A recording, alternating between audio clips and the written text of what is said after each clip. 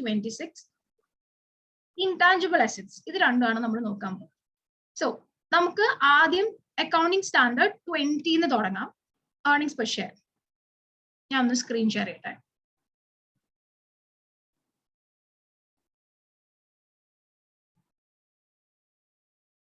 Okay, ഇത് new സിലബസിന്റെ study material ആണ്.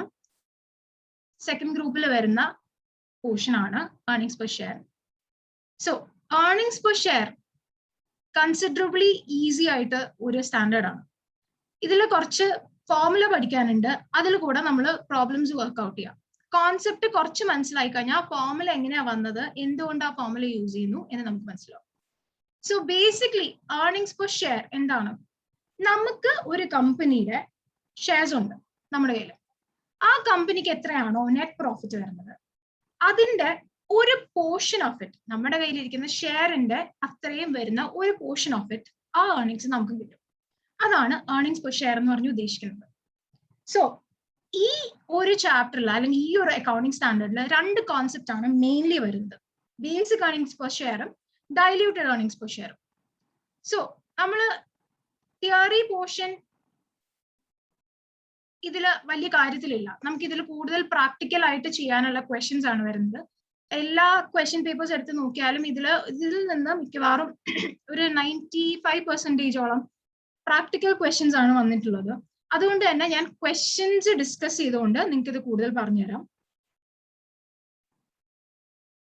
Okay, basic earnings per share എന്ന് പറഞ്ഞാൽ എന്താ? ഞാൻ നേരത്തെ പറഞ്ഞ പോലെ നെറ്റ് പ്രോഫിറ്റ്, ഒരു കമ്പനിയുടെ നെറ്റ് പ്രോഫിറ്റ് നമുക്ക് നമ്മുടെ കയ്യിലുള്ള ഷെയറിന് എത്ര കിട്ടുന്നു അത് തന്നെയാണ് ഈ ഫോർമുലയിൽ ഇവിടെ നിങ്ങൾ കാണുന്നത്. ബേസിക് ഏർണിംഗ്സ് പെർ ഷെയർ എന്ന് പറയുന്നത് നെറ്റ് പ്രോഫിറ്റ്, ഷെയർ ഹോൾഡേഴ്സിന് കൊടുക്കാനുള്ള net profit divided by weighted average number of equity share outstanding. ആ കൊടുക്കുന്ന ദിവസത്തെ ഔട്ട്സ്റ്റാൻഡിങ് ഷെയർസ് എത്രയാണോ അതാണ് ഡിനോമിനേറ്ററിൽ വരേണ്ടത്. അപ്പോ ഇതിന്റെ ഒരു ബൈഫിക്കേഷൻ ആണ് ഇനി നമ്മൾ പറയാൻ പോകുന്നത്. നെറ്റ് പ്രോഫിറ്റ് എന്ന് പറഞ്ഞാൽ എന്താ? Profit after tax, profit after everything. അതൊരു ഫോർമുല ആയിട്ട് പറയുകയാണെങ്കിൽ profit after tax, preference dividend, പിന്നെ dividend distribution tax on preference dividend, ഇതെല്ലാം കുറച്ചിട്ടുള്ള നെറ്റ് പ്രോഫിറ്റ്. അതായത് profit after tax preference dividend, പിന്നെ ഡിവിഡൻഡ് ഡിസ്ട്രിബ്യൂഷൻ ടാക്സ്, പ്രിഫറൻസ് ഡിവിഡൻഡിലെ ഡിവിഡൻഡ് ഡിസ്ട്രിബ്യൂഷൻ ടാക്സ് എല്ലാം കുറച്ചിട്ടുള്ള നെറ്റ് പ്രോഫിറ്റ് നമ്മൾ weighted average number of shares divide ചെയ്യുന്നു. നമ്പർ ഓഫ് ഷെയർസ് ഡിവൈഡ് ചെയ്യുന്നു, അത് വെയ്റ്റഡ് ആവറേജിലാണ് നമ്മൾ കൺസിഡർ ചെയ്യുന്നത്. അതായത് പീരീഡ് ഷെയർസിൽ വെച്ച് നമ്പർ ഓഫ് ഷെയർസും പീരീഡും കൂടെ കമ്പൈൻ ചെയ്ത് വെയ്റ്റഡ് ആവറേജിലാണ് നമ്മൾ നമ്പർ ഓഫ് ഷെയർസ് കാണുന്നത്. ഇനി ഞാനിപ്പോ പറഞ്ഞപ്പോ നെറ്റ് പ്രോഫിറ്റ് എങ്ങനെയാണ് കൺസിഡർ ചെയ്യേണ്ടതെന്ന് മനസ്സിലായല്ലോ. എല്ലാ പ്രോഫിറ്റും കഴിഞ്ഞ് പ്രിഫറൻസ് ഡിവിഡൻറ്റും ഡിവിഡൻഡ് ഡിസ്ട്രിബ്യൂഷൻ ടാക്സ്, പ്രിഫറൻസ് ഡിവിഡൻഡിലെ ഡിവിഡൻഡ് ഡിസ്ട്രിബ്യൂഷൻ ടാക്സും കഴിഞ്ഞിട്ടുള്ള എമൗണ്ടിലാണ് നെറ്റ് പ്രോഫിറ്റ് എടുക്കേണ്ടത്. ആ നെറ്റ് പ്രോഫിറ്റ് ആണ് എടുക്കേണ്ടത്. അതുകൂടാതെ അത് ഡിവൈഡ് ചെയ്യേണ്ടത് വെയ്റ്റഡ് ആവറേജ് നമ്പർ ഓഫ് ഷെയർസിലാണ്. ഇനി ഈ weighted average time weight factor എന്ന് പറഞ്ഞ ഒരു സംഭവമാണ് ഇതിൽ കാണിച്ചിരിക്കുന്നത്. നമ്മൾ വെയ്റ്റഡ് ആവറേജ് ഷെയർസ് എടുക്കാൻ വേണ്ടി ടൈം വെയ്റ്റിംഗ് ഫാക്ടർ വെച്ചിട്ട് നമ്പർ ഓഫ് ഷെയർ മൾട്ടിപ്ലൈ ചെയ്ത് കഴിഞ്ഞാൽ നമുക്ക് weighted average number of shares കിട്ടും. ഒന്നുമില്ലാതെ ടൈം വെയ്റ്റിംഗ് ഫാക്ടർ എന്ന് പറഞ്ഞാൽ number of days the share outstanding, എത്ര നാളായിട്ട് ആ ഷെയർ ഔട്ട്സ്റ്റാൻഡ് ചെയ്യുന്നു, ആ ഒരു വർഷത്തില് എത്ര നാളായിട്ട് ആ ഒരു ഷെയർ ഔട്ട്സ്റ്റാൻഡിങ് ആയിട്ട് നിൽക്കുന്നു, ഡിവൈഡഡ് ബൈ എത്ര നമ്പർ ഓഫ് ഡേയ്സ് ആ പീരീഡിൽ ഉണ്ട് എന്നുള്ളതാണ് ടൈം വെയ്റ്റിംഗ് ഫാക്ടർ എന്ന് പറയുന്നത്. നമുക്കൊരു ക്വസ്റ്റ്യൻ ചെയ്യുമ്പോൾ കൂടുതൽ മനസ്സിലാവും. ഈ ഫസ്റ്റ് ക്വസ്റ്റ്യനിൽ നിങ്ങൾക്ക് ആർക്കെങ്കിലും ക്ലിയർ ആവുന്നില്ലെങ്കിൽ ചോദിക്കണം, feel free to ask. Okay, ശരി. അപ്പൊ ഫസ്റ്റ് ക്വസ്റ്റ്യനിൽ ഇവിടെ കാണുന്നത് 1st ജാനുവരിയിൽ 1800 ഷെയർസ് ഓപ്പണിംഗ് ബാലൻസ് നമുക്കുണ്ട്. 31st മെയ് ആയപ്പോ ഇഷ്യൂ ഓഫ് ഷെയർസ് ക്യാഷിൽ നമ്മളൊരു 600 ഷെയർസ് ഇഷ്യൂ ചെയ്തു. ഇനി 1st നവംബറിൽ ഒരു 300 ഷെയർസ് നമ്മൾ ബൈബാക്ക് ചെയ്യാം. അപ്പൊ ഇനി ഇവിടെ പറഞ്ഞിരിക്കുന്നത് calculate weighted number of shares എന്നുള്ളതാണ്. ഇവിടെ ചെയ്യേണ്ടത് weighted number of shares calculate ചെയ്യുക. അതായത് EPS കണ്ടുപിടിക്കാനുള്ള ഡിനോമിനേറ്റർ ഫാക്ടറിൽ വരുന്ന ആ ഒരു പെർട്ടിക്കുലർ ഐറ്റം കണ്ടുപിടിക്കുക എന്നുള്ളത്. അതിൽ ചെയ്യേണ്ട എന്താന്ന് വെച്ചാൽ ഇതിൽ 2 മെത്തേഡിൽ ചെയ്യാം, ഓരോരുത്തരും ഓരോന്നായിരിക്കും യൂസ് ചെയ്യുന്നത്. ഇത് ഞാൻ രണ്ടും എക്സ്പ്ലെയിൻ ചെയ്ത് തരാം. ആദ്യം opening balance of shares 1800 shares ആണ് ഉള്ളത് നമുക്ക്. ഫസ്റ്റ് മെത്തേഡ് എന്ന് പറയുന്നത് നമ്പർ ഓഫ് ഷെയർസ് വെച്ച് നമ്മൾ ടൈം പീരീഡ് മൾട്ടിപ്ലൈ ചെയ്ത് എടുക്കുന്ന മെത്തേഡാണ്. അതില് 1800 ഇൻറ്റു ആ ഒരു ഹോൾ വർഷത്തേക്ക് ഈ 1800 എന്തായാലും ഉണ്ടാവും. അതായത് ഇപ്പൊ നമ്മൾ 2020 ഓപ്പണിംഗ് ബാലൻസ് ഈ 1800 വരുന്നതെങ്കിൽ 1800 എന്നുള്ള ബാലൻസ് ഫസ്റ്റ് ജാനുവരി മുതൽ ഡിസംബർ 31 വരെ ബാലൻസ് അങ്ങനെ തന്നെ കിടക്കും. അപ്പോൾ 1800 ഇൻറ്റു 12/12 എന്നുള്ള വാല്യൂ എടുക്കാം. അത് അവിടെ ഇരിക്കട്ടെ. ഇനി അടുത്ത 600ന്റെ മുകളിലുള്ള വർക്കിംഗ് ആണ്. ഇത് നിങ്ങൾ ഒരു പേപ്പർ എടുത്ത് നിങ്ങൾ ഇത് എന്റെ കൂടെ തന്നെ ചെയ്ത് നോക്കുകയാണെങ്കിൽ നിങ്ങൾക്ക് കൂടുതൽ മനസ്സിലാവും. So I suggest you if you can take a paper and work it out it be better. ഇവിടെ ആർക്കെങ്കിലും മലയാളം മനസ്സിലാവാത്തതുണ്ടെങ്കിൽ just let me know. Okay, ശരി. ഇനി അടുത്ത 600 31st മേയിലാണ് ഇഷ്യൂ ചെയ്യുന്നത്. 31st മെയ് കഴിഞ്ഞ് നമുക്ക് ഡിസംബർ 31st വരെ എത്ര മാസമുണ്ട്? June, July, August, September, October, November, December, 7 മാസം. അപ്പൊ 600 ഇൻറ്റു 7/12 ഇനിയുള്ള മെയ് തുടങ്ങിയുള്ള ഡിസംബർ വരെയുള്ള സമയത്ത് ഈ 600 നമ്മുടെ കയ്യിൽ ബാലൻസ് ആയിട്ടുണ്ടാവും. അപ്പൊ 1800 ഇൻറ്റു 12/12 പ്ലസ് 600 ഇൻറ്റു 7/12 അത് ചെയ്യാം. ഇനി അടുത്ത ഈ 300ന്റെ ട്രീറ്റ്മെന്റ് എന്ന് പറഞ്ഞാൽ അത് നമ്മൾ ബൈബാക്ക് ആണ് ചെയ്യുന്നത്. നമ്മൾ ഇഷ്യൂ ചെയ്ത സാധനം ബൈബാക്ക് ചെയ്യാണ്. അതെങ്ങനെയാ ചെയ്യേണ്ടതെന്ന് വെച്ചാൽ നമ്മുടെ കയ്യിൽ ഓൾറെഡി ഈ എക്സിസ്റ്റിംഗ് ആയിട്ടുള്ള ഷെയർ എന്നാണല്ലോ നമ്മൾ ബൈബാക്ക് ചെയ്യുക. എക്സിസ്റ്റിംഗ് ആയിട്ടുള്ള നമ്മൾ ഇഷ്യൂ ചെയ്ത ഷെയർസ് എന്നാണ് നമ്മൾ ബൈബാക്ക് ചെയ്യുന്നത്. അതുകൊണ്ട് തന്നെ നമ്മൾ ഇത്രയും നേരം ചെയ്തത് എക്സിസ്റ്റിംഗ് ആയിട്ടുള്ള ഷെയർസ് എത്ര പീരീഡിൽ അത് എക്സിസ്റ്റ് ചെയ്യുന്നോ അത് വെച്ച് മൾട്ടിപ്ലൈ ചെയ്തത്.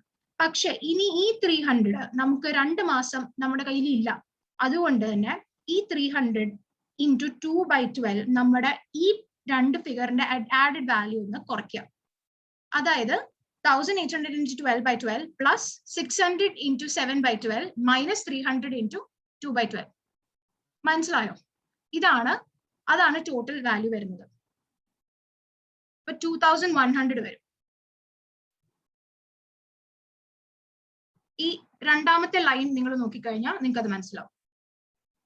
ഇനി വേറൊരു മെത്തേഡ് എന്ന് പറഞ്ഞാൽ എങ്ങനെയാണോ നമുക്ക് ഫസ്റ്റ് ഓപ്പണിംഗ് ബാലൻസ് 1800 ആവും. 1800 നെക്സ്റ്റ് ഇഷ്യൂ വരെ നമുക്ക് 5 മന്ത്സിന്റെ ഡിഫറൻസ് ഉണ്ട്.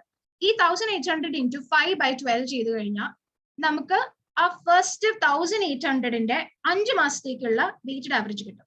അത് കഴിഞ്ഞ് 600 ഇൻറ്റു അടുത്ത 31st മെയ് മുതൽ നവംബർ 1st വരെ എത്ര മാസം ഉണ്ട്? 5 മാസം തന്നെ. അപ്പൊ 600 ഇൻറ്റു 5/12 ചെയ്ത് കഴിഞ്ഞാൽ ആ 5 മാസത്തെ വാല്യൂം കൂടെ കിട്ടും. സോറി, ഈ ഒരു മെത്തേഡിൽ നമ്മൾ കൺസിഡർ ചെയ്യേണ്ടത് ഇഷ്യൂഡ് ഷെയർസ് അല്ല, ബാലൻസ് ആണ്. ഷെയർ എത്രയാണോ നമ്മുടെ കയ്യിൽ ബാലൻസ് ഇരിക്കുന്നത് ആ ബാലൻസ് ആണ് നമ്മൾ കൺസിഡർ ചെയ്യേണ്ടത്. അപ്പൊ ആദ്യത്തെ 1800 ഇൻറ്റു 5/12 ചെയ്യണം. പിന്നത്തെ 2400 അതായത് 1800 പ്ലസ് 600 ആണ് നമ്മുടെ കയ്യിൽ ഇനി എക്സിസ്റ്റിംഗ് ആയിട്ടുള്ള ഷെയർസ് ഉള്ളത്. അപ്പൊ 2400 ഇൻറ്റു 5/12 തന്നെ ചെയ്യാം. ഇനി ഷെയർസ് ബൈബാക്ക് ചെയ്യുമ്പോൾ നമ്മുടെ കയ്യിൽ ബാക്കി വരുന്നത് 2100. ആ 2100 ഇൻറ്റു 2/12 ചെയ്യാം. അത് ചെയ്ത് കഴിയുമ്പോൾ നമുക്ക് എമൗണ്ട് കിട്ടും. ഇതാണ് രണ്ട് മെത്തേഡ്. നിങ്ങൾക്ക് ഏതാണോ മെത്തേഡ് ഈസി ആയിട്ട് തോന്നുന്നത് അത് യൂസ് ചെയ്യാം. സോ വെയ്റ്റഡ് ആവറേജ് ഞാൻ ഇത്രയും എക്സ്പ്ലെയിൻ ചെയ്തതിന്റെ റീസൺ അതാണ് നമുക്ക് ഇനി എല്ലാത്തിലും ആവശ്യം. സോ അതുകൊണ്ടാണ് ഞാൻ അത് കംപ്ലീറ്റ് ആയിട്ട് എക്സ്പ്ലെയിൻ ചെയ്ത് തന്നത്. ഇനിയിപ്പോ ഞാൻ ഇത്രയും ഡീറ്റെയിൽ ആയിട്ട് എക്സ്പ്ലെയിൻ ചെയ്യാൻ ചാൻസസ് ഉണ്ടാവില്ല. അപ്പൊ നിങ്ങൾ ജസ്റ്റ് ഒന്ന് വർക്ക്ഔട്ട് ചെയ്ത് മനസ്സിലായില്ലെങ്കിൽ എന്നോട് ചോദിച്ചോളൂ. ഓക്കെ, ഇനി നമ്മള് വെയ്റ്റഡ് ആവറേജിന്റെ കേസിൽ weighted average number of shares ചെയ്യുമ്പോൾ ഏത് ഡേറ്റ് ആണ്, ഏത് പീരീഡ് ആണല്ലോ അവിടെ ഇമ്പോർട്ടൻറ്റ്, ഏത് ഡേറ്റ് മുതലാണ് നമ്മൾ എടുക്കേണ്ടത് എന്നുള്ളതിന്റെ ഒരു എക്സ്പ്ലനേഷൻ ആണ് ഇനിയും പറയാൻ പോകുന്നത്. ഷെയർസ് ക്യാഷിൽ ഇഷ്യൂ ആണെങ്കിൽ ക്യാഷ് റിസീവബിൾ ആവുന്നത് എന്നാണോ ആ ഡേറ്റ് മുതലുള്ള പീരീഡ് ആണ് കൺസിഡർ ചെയ്യേണ്ടത്. ഇനി conversion of debentures, debt instrument നമ്മുടെ കയ്യിലുണ്ട്. നമ്മുടെ കയ്യിലിരിക്കുന്ന ഡെറ്റ് ഇൻസ്ട്രുമെന്റ് ഇക്വിറ്റി ഷെയർ ആയിട്ട് നമ്മൾ കൺവേർട്ട് ചെയ്യുകയാണെങ്കിൽ ആ ഷെയർ എന്നാണോ, ആ ഡെറ്റ് ഇൻസ്ട്രുമെന്റ് എന്നാണോ കൺവേർട്ട് ചെയ്യുന്നത് ആ കൺവേർഷൻ ഡേറ്റ് മുതലുള്ള ഡേറ്റ് ആണ് കൺസിഡർ ചെയ്യേണ്ടത്. ഇനി എന്തെങ്കിലും ഇൻട്രസ്റ്റ് ഓഫ് പ്രിൻസിപ്പിളിന്റെ മേളിൽ അതിന്റെ in lieu of interest of principal ആണ് വരുന്നതെങ്കിൽ നമ്മൾ ഈ ഷെയർ എന്നാണോ ഇൻട്രസ്റ്റ് സീസ് ടു അക്രൂ, എന്ന് മുതലാണോ ഇൻട്രസ്റ്റ് ഇനി വരാതിരിക്കുന്നത് അന്ന് മുതലുള്ള ദിവസം, അന്ന് മുതൽ ആ പീരീഡ് ആണ് നമ്മൾ ഇൻട്രസ്റ്റ് ഡേറ്റ് ആയിട്ട് കൺസിഡർ ചെയ്യേണ്ടത്. അതുപോലെ തന്നെ ലൈബിലിറ്റി സെറ്റിൽ ചെയ്യാൻ വേണ്ടിയിട്ടാണെങ്കിൽ date of settlement of liability മുതലുള്ള ഡേറ്റ് ആണ് കൺസിഡർ ചെയ്യേണ്ടത്. അതുപോലെ തന്നെ സർവീസ് എന്തെങ്കിലും പ്രൊവൈഡ് ചെയ്യാനാണെങ്കിൽ സർവീസ് റെൻഡർ ചെയ്യുന്ന ദിവസമാണ് കൺസിഡർ ചെയ്യേണ്ടത്. ഇനി എന്തെങ്കിലും അസറ്റ് അക്വയർ ചെയ്യാനാണെങ്കിൽ അക്വിസിഷൻ ഡേറ്റ് ആണ് കൺസിഡർ ചെയ്യേണ്ടത്. അമാൽഗമേഷൻ ഇൻ നേച്ചർ പർച്ചേസിന്റെ കേസിലാണെങ്കിൽ അത് അക്വസിഷൻ ടൈം ആണ്, ഡേറ്റ് ഓഫ് അക്വസിഷൻ ആണ് കൺസിഡർ ചെയ്യേണ്ടത്. അതൊന്നും കൊണ്ടല്ല, അതിന്റെ റീസൺ എന്താന്ന് വെച്ചാൽ അന്ന് മുതലാണ് ആ ഇൻകോർപ്പറേഷന്റെ റിസൾട്ട് ബുക്സിൽ അവരുടെ പ്രോഫിറ്റ് ആൻഡ് ലോസ് അക്കൗണ്ടിൽ അവര് കാണിച്ചു തുടങ്ങാൻ പോകുന്നത്. അതുകൊണ്ടാണ് ഡേറ്റ് ഓഫ് അക്വസിഷൻ എടുക്കുന്നത്. ഇനി amalgamation in the nature of merger ആണെങ്കിൽ അത് വരുന്നത് reporting from the beginning of the reporting period ആണ് കൺസിഡർ ചെയ്യുന്നത്. കാരണം ബിഗിനിങ് റിപ്പോർട്ടിംഗ് പീരീഡിന്റെ ബിഗിനിങ് മുതലാണ് അവരൊരു കമ്പൈൻഡ് എൻറ്റിറ്റി ആയി മാറുന്നത്. അതുകൊണ്ടാണ് റിപ്പോർട്ടിംഗ് പീരീഡിന്റെ ബിഗിനിങ് മുതൽ എടുക്കുന്നത്. ഇനി in case of partly paid shares, നമ്മൾ ഫോർ എക്സാമ്പിൾ ഇപ്പൊ ഒരു ഷെയർ, ഞാനൊരു 10 രൂപയുടെ ഷെയർ ആണ്, 10 രൂപയുടെ ഷെയർ ഞാൻ കമ്പനി ആണ്, ഞാൻ വിറ്റു, ഞാൻ ഇഷ്യൂ ചെയ്തു. ഇഷ്യൂ ചെയ്യുമ്പോൾ നമ്മൾ ഓരോ സബ്സ്ക്രിപ്ഷൻ ആയിട്ടാണല്ലോ കൊടുക്കുന്നത്. ആദ്യം ആപ്ലിക്കേഷൻ, അലോട്ട്മെന്റ്, ഫസ്റ്റ് സബ്സ്ക്രിപ്ഷൻ, അങ്ങനെ പെയ്ഡ് അപ്പ് ക്യാപിറ്റൽ, അങ്ങനെയാണല്ലോ കൊടുക്കുന്നത്. അപ്പൊ ഞാൻ 2-3 കോള് വിളിച്ചു, രണ്ടാമത്തെ കോള് കഴിഞ്ഞു. രണ്ടാമത്തെ കോള് കഴിഞ്ഞിട്ട് അയാള് ഒരു ഷെയറിന് 5 രൂപയെ തന്നുള്ളൂ, ബാക്കി 10 രൂപയാണ് ഷെയറിന്റെ വാല്യൂ. 5 രൂപ തന്നിട്ടുള്ളൂ. അപ്പോ ആ ഷെയറിന്റെ വെയിറ്റഡ് ആവറേജ് കൺസിഡർ ചെയ്യുമ്പോൾ 5 രൂപയാണ് അയാൾക്ക് അത്രയും നാള് കൊണ്ട് ആ ഷെയറിൽ നമുക്ക് കിട്ടിയ, ആ ഷെയറിന് അയാളുടെ കയ്യിൽ നിന്ന് നമുക്ക് കിട്ടിയ വില. അപ്പൊ 5 രൂപയുടെ വാല്യൂ മാത്രമേ നമ്മുടെ നെറ്റ് പ്രോഫിറ്റിന് അയാൾക്ക് കൊടുക്കാൻ പാടുള്ളൂ. സോ അതുകൊണ്ട് തന്നെ ഷെയറിന്റെ വാല്യൂ കാൽക്കുലേറ്റ് ചെയ്യുമ്പോൾ 500 ഷെയർസിനാണ് 5 രൂപ എടുത്തേക്കുന്നെങ്കിൽ 500 into 5/10 എന്നുള്ള വാല്യൂ എടുക്കണം. 5 നമ്മൾക്ക് കിട്ടിയ value divide by total value of the share per share, അതാണ് കൺസിഡർ ചെയ്യേണ്ടത്. ഈ ക്വസ്റ്റനിൽ നോക്കിയാൽ തന്നെ ഫസ്റ്റ് ഓപ്പണിംഗ് ബാലൻസ് 1800 rupees ആണ്, ഫേസ് വാല്യൂ 10 rupees, അത് 10 രൂപ തന്നെ കിട്ടി. ബാക്കി ഇഷ്യൂ ഓഫ് ഷെയർസ് വരുന്നത് 600 rupees ആണ്. അതിന് 10 രൂപയായിരുന്നു ഫേസ് വാല്യൂ, പക്ഷെ 5 രൂപയെ നമുക്ക് കിട്ടിയിട്ടുള്ളൂ, പെയ്ഡ് അപ്പ് ആയിട്ട് വരുന്നത്. അപ്പോൾ അതിന്റെ കാൽക്കുലേഷൻ വരുമ്പോൾ 1800-ന് ഫുൾ 12/12 എടുക്കും. പിന്നത്തെ വരുന്ന വാല്യൂന് 600 into 5/12 into 31st October ആയതുകൊണ്ട് നവംബർ ഡിസംബർ 2 മാസത്തേക്കേ ഉള്ളൂ, അതുകൊണ്ട് into 2/12, അതാണ് അതിന്റെ weighted average number of shares. ഞാൻ എന്റെ സ്പീഡ് ആവുകയാണെങ്കിൽ അതും പറയണേ. ഓക്കെ, ഇനി ഇതിൽ ഇമ്പോർട്ടന്റ് ആയിട്ടുള്ള ഒരു area bonus issue, rights issue. Bonus ഇഷ്യൂന്റെ കേസ് വരുമ്പോൾ, ബോണസ് ഇഷ്യൂ എന്ന് പറഞ്ഞാൽ എന്താ, നമ്മൾ എക്സിസ്റ്റിംഗ് ആയിട്ടുള്ള ഷെയർ ഹോൾഡേഴ്സിന് എക്സ്ട്രാ ഷെയർസ് കൊടുക്കുന്നു ഫ്രീ ഓഫ് കോസ്റ്റ്. പ്രത്യേകിച്ച് കൺസിഡറേഷൻ നമ്മൾ മേടിക്കുന്നില്ല, ഒന്നും മേടിക്കുന്നില്ല. അത് ചിലപ്പോൾ അവരുടെ എന്തെങ്കിലും സർവീസ് ചെയ്തതിന് വേണ്ടിയിട്ടായിരിക്കാം, എന്തെങ്കിലും അവർക്കൊരു പെർക്വിസിറ്റ് ആയിട്ട് കൊടുക്കുന്നതായിരിക്കാം. അപ്പൊ അങ്ങനെ കൊടുക്കുമ്പോൾ നമുക്ക് പ്രത്യേകിച്ച് അതിനകത്ത് നിന്ന് ഒന്നും തന്നെ കിട്ടുന്നില്ല. There is no resources that we are getting out from it. അതുകൊണ്ട് തന്നെ ഇതില് നമുക്ക് നമ്മുടെ ആ കൂടി വരാൻ പോകുന്ന difference number of shares increase ആവും എന്നുള്ളത് മാത്രമാണ്. അപ്പൊ ഒരു ക്വസ്റ്റ്യൻ വെച്ച് ഞാൻ അത് കൂടുതൽ എക്സ്പ്ലെയിൻ ചെയ്തു തരാം.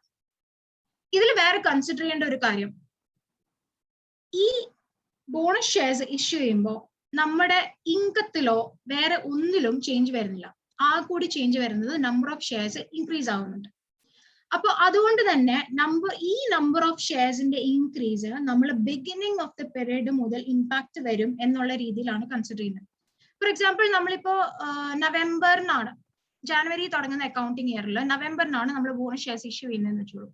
പക്ഷെ അതിന് വേറെ ഒരു രീതിയിലും ചേഞ്ച് ഇല്ല, നമ്പർ ഓഫ് ഷെയർസിന്റെ ഇൻക്രീസ് മാത്രമേ ഉണ്ടായതുകൊണ്ട് തന്നെ ഈ നവംബറിൽ ഇഷ്യൂ ചെയ്യുന്ന ബോണസ് ഷെയർസ് ജാനുവരി മുതൽ ഇഷ്യൂഡ് ആണ് എന്നുള്ള രീതിയിൽ തന്നെയാണ് നമ്മൾ കൺസിഡർ ചെയ്യുന്നത്. അതുകൊണ്ട് നമ്മൾ ഈ വർഷം 2020 ജാനുവരി മുതൽ 2020 ഡിസംബർ വരെയുള്ള നെറ്റ് പ്രോഫിറ്റ് മാത്രമല്ല, അതിന് മുന്നത്തെ വർഷത്തെ നെറ്റ് പ്രോഫിറ്റിലും ഈ എക്സ്ട്രാ ഷെയർസിന്റെ ഇമ്പാക്ട് വരും. അതുകൊണ്ട് തന്നെ ആ വർഷത്തിന്റെ ഓപ്പണിംഗ് ബാലൻസിലും ആ വർഷത്തിന്റെ കഴിഞ്ഞ ക്ലോസിംഗ് ബാലൻസിന്റെ പ്രോഫിറ്റ് ഈ വർഷത്തെ ഓപ്പണിംഗ് ബാലൻസിൽ ഉണ്ടാവുമല്ലോ. അതുകൊണ്ട് തന്നെ ആ നെറ്റ് പ്രോഫിറ്റിലും ഈ എക്സ്ട്രാ ഷെയർസിന്റെ ഇമ്പാക്ട് ഉണ്ടാവും. ഓക്കെ, സോ ഇപ്പൊ ഈ ക്വസ്റ്റ്യനില് net profit for the year 2011 18 lakh, net profit for the current year 2012 60 lakh, number of equity shares outstanding until 30th September 2012 20 lakh ആണ്. ഇവിടെ ബോണസ് ഇഷ്യൂ വരുന്നത് 1st ഒക്ടോബറില് 2 equity share for every equity share outstanding. 20 lakh equity ഷെയറിന് ഓരോ equity ഷെയറിനും 2 equity shares extra കൊടുക്കുന്നുണ്ട്. അപ്പോ ഇനി ഇത് ഇവിടെ പറയുന്നത് basic earnings per share calculate ചെയ്യാനാണ്. ഞാൻ നേരത്തെ പറഞ്ഞ പോലെ ഈ വർഷത്തെ മാത്രമല്ല കഴിഞ്ഞ വർഷത്തിലും ഈ ബോണസ് ഷെയറിന്റെ ഇഷ്യൂവിൽ ഇമ്പാക്ട് വരും. സോ അതുകൊണ്ട് ഈ വർഷത്തെ ബോണസ് ഷെയറിന്റെ EPS എന്തായാലും കണ്ടുപിടിക്കാം. അതെങ്ങനെയാ കണ്ടുപിടിക്കുക? 60 lakh ഡിവൈഡഡ് ബൈ ഇപ്പത്തെ ഷെയർ എത്രയാ? 20 lakh ഷെയർസ്. ബോണസ് എത്ര ഇഷ്യൂ ചെയ്യുന്നുണ്ട്? 2 equity share for each shares. അപ്പൊ 2 into 20 lakh 40,000. അപ്പൊ 20 lakh 40 lakh. അപ്പൊ 20 lakh plus 40 lakh total 60 lakh equity shares വരുന്നുണ്ട്. അപ്പൊ 60 lakh divided by 60 lakh number net profit divided by total number of shares. 60 lakh divided by 60 lakh 1 ആണ് basic earnings per share. ഇനി കഴിഞ്ഞ വർഷത്തെ adjusted earnings per share കൂടെ consider ചെയ്യണം. അത് consider ചെയ്യുമ്പോൾ 18 lakh ആണ് നെറ്റ് പ്രോഫിറ്റ് വരുന്നത് ഡിവൈഡഡ് ബൈ എത്രയാണോ നമ്മുടെ total shares after bonus issue 60 lakh. 18 lakh divided by 60 lakh ചെയ്യുമ്പോൾ 0.3. ഇതാണ് നമ്മുടെ ഏർണിംഗ്സ് വരുന്നത്, EPS വരുന്നത്. Okay, adjusted earnings per share. ഇനി റൈറ്റ്സ് ഇഷ്യൂവിന്റെ കേസിൽ നേരത്തെ ബോണസ് ഇഷ്യൂ ചെയ്യുമ്പോൾ നമുക്ക് പ്രത്യേകിച്ച് കൺസിഡറേഷൻ ഒന്നും അതിനകത്ത് മേടിക്കുന്നില്ല. പക്ഷെ റൈറ്റ് ഇഷ്യൂ ചെയ്യുമ്പോൾ ഒരു നെഗ്ലിജിബിൾ എമൗണ്ട് അല്ല, ഒരു കൺസിഡറേഷൻ എന്തായാലും കിട്ടുന്നുണ്ട്. പക്ഷെ ആ കൺസിഡറേഷൻ നമ്മുടെ ആക്ച്വൽ പേസ് വാല്യൂവിന്റെ അത്രയും വരുന്നില്ല, അതിന്റെ ഒരു ചെറിയ എമൗണ്ടേ നമുക്ക് വരുന്നുണ്ടാവും. അതുകൊണ്ട് തന്നെ റൈറ്റ്സ് ഇഷ്യൂ ചെയ്യുമ്പോൾ തിയറട്ടിക്കൽ എക്സ് റൈറ്റ് പ്രൈസ് എന്നുള്ള ഒരു ഐറ്റം നമ്മൾ കാൽക്കുലേറ്റ് ചെയ്തിട്ട് വേണം ഏർണിംഗ്സ് പെർ ഷെയർ കണ്ടുപിടിക്കാനായിട്ട്. നമുക്കൊരു ക്വസ്റ്റ്യൻ വെച്ച് തന്നെ അത് സ്റ്റാർട്ട് ചെയ്യാം. അതിനു മുന്നേ തിയറട്ടിക്കൽ എക്സ് റൈറ്റ് പ്രൈസ് എന്താന്ന് ഞാനൊന്ന് ഒരു ചെറിയ ഫോർമുല ആയിട്ട് പറഞ്ഞു തരാം. പക്ഷെ നിങ്ങൾക്ക് ഈ ക്വസ്റ്റ്യൻ ചെയ്യുമ്പോഴേ കൂടുതൽ അത് എന്തുകൊണ്ടാണ് അങ്ങനെ ഒരു ഫോർമുല വന്നതെന്ന് മനസ്സിലാവുള്ളൂ. റൈറ്റ്സ് ഫാക്ടർ നേരത്തെ നമ്മൾ ടൈം ഡേറ്റ് ഫാക്ടർ കണ്ടുപിടിച്ചായിരുന്നല്ലോ, അതുപോലെ റൈറ്റ്സ് ഫാക്ടർ വരുന്നത് ഫെയർ വാല്യൂ റൈറ്റ് ഇഷ്യൂ ചെയ്യുന്നതിന് മുന്നേ ഉള്ള ഷെയറിന്റെ ഫെയർ വാല്യൂ. ഇപ്പോ 20 രൂപയുടെ ഫേസ് വാല്യൂ ഉള്ള ഷെയറാണ്, ഞാൻ 10 രൂപയ്ക്കാണ് റൈറ്റ് ഇഷ്യൂ കൊടുക്കുന്നത്. അപ്പോ 20 രൂപ ആണ് fair value before issue of rights വരുന്നത്. 20 divided by theoretical ex right price. Theoretical ex right price എന്ന് പറഞ്ഞു കഴിഞ്ഞാൽ എത്രയാണോ നമ്മുടെ ഷെയർ പ്രൈസ്, റൈറ്റ് ഇഷ്യൂവിലെ ഷെയർ പ്രൈസ് എത്രയാണോ അത് ഇൻടു എത്ര right issue number of shares നമ്മൾ കൊടുക്കുന്നുണ്ടോ. ഇപ്പൊ ഫോർ എക്സാമ്പിൾ 2 ലക്ഷം ഷെയർസ് ആണ് എൻ്റെ കയ്യിൽ ഉണ്ടായിരുന്നത്. ഞാൻ അതിന്റെ 1 share for each share existing share ആണ് ഞാൻ കൊടുത്തത്. അപ്പൊ എനിക്ക് 1 lakh ഷെയർസ് റൈറ്റ് ഇഷ്യൂ ആയിട്ട് കൊടുക്കുന്നുണ്ട്. അപ്പോ ഇപ്പോ എന്റെ റൈറ്റ് ഇഷ്യൂ പ്രൈസ് 10 rupees ആണ്. എനിക്ക് 1 lakh റൈറ്റ് ഇഷ്യൂ ഞാൻ ഷെയർസ് നമ്പർ ഓഫ് ഷെയർസ് കൊടുക്കുന്നുണ്ട്. സോ ഡിനോമിനേറ്ററിൽ 10 into 1 lakh plus actual face value of shares എന്താണ് എന്റെ 20 into existing number of shares എത്രയാണ് 2 lakh. 20 into 2 lakh അതാണ് ഡിനോമിനേറ്ററിൽ. ന്യൂമറേറ്ററിൽ 20 into existing number of shares അതാണ് ചെയ്യുന്നത്.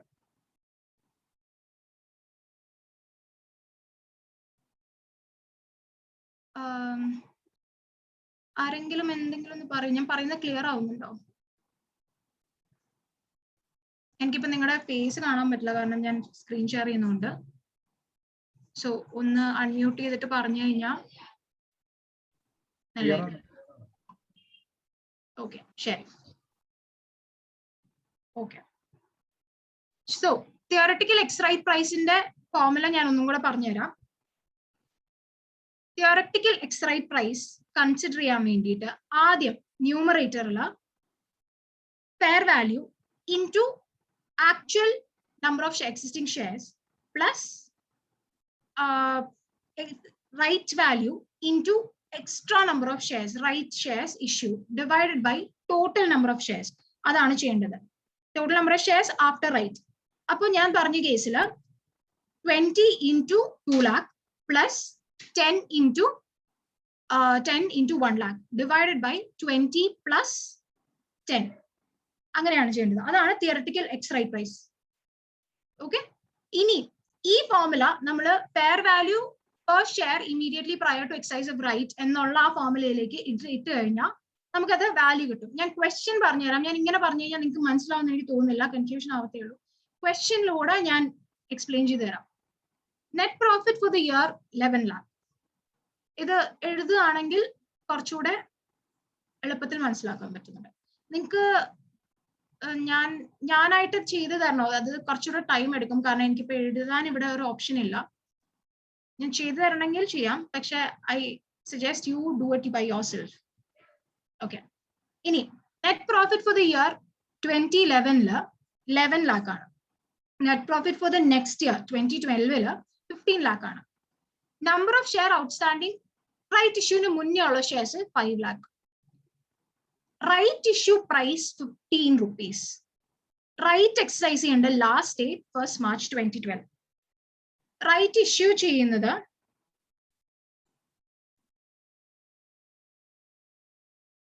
1 new share for every 5 outstanding share. അതായത് അത് നമുക്ക് കാൽക്കുലേറ്റ് ചെയ്യാവുന്നതേ ഉള്ളൂ. 5 lakh ഷെയർസ് ഉണ്ട്, അതിൽ ഓരോന്നിലും ഓരോ 5 ഷെയർസിനും ഒരു ഷെയർ വീതം. അപ്പൊ 1 lakh ന്യൂ ഷെയർസ് വരും. ഇനി fair value of new equity share prior to right issue വരുന്നത് 21 rupees ആണ്. ബേസിക് ഏർണിംഗ്സ് പെർ ഷെയർ കണ്ടുപിടിക്കാനാണ് ഇവിടെ പറയുന്നത്. Fair value of share immediately prior to right issue plus total amount received from exercise. അതായത് 21 into 5 lakh. അതാണ് നമ്മുടെ കയ്യിൽ existing ആയിട്ടുള്ള ഷെയറിന്റെ എക്സിസ്റ്റിംഗ് പ്രൈസിലെ ടോട്ടൽ വാല്യൂ. അത് പ്ലസ് നമ്മൾ റൈറ്റ് ഇഷ്യൂ ചെയ്ത price per share into number of shares. അത് രണ്ടും കൂടെ ആഡ് ചെയ്യാം, ന്യൂമറേറ്റർ റെഡി ആവും.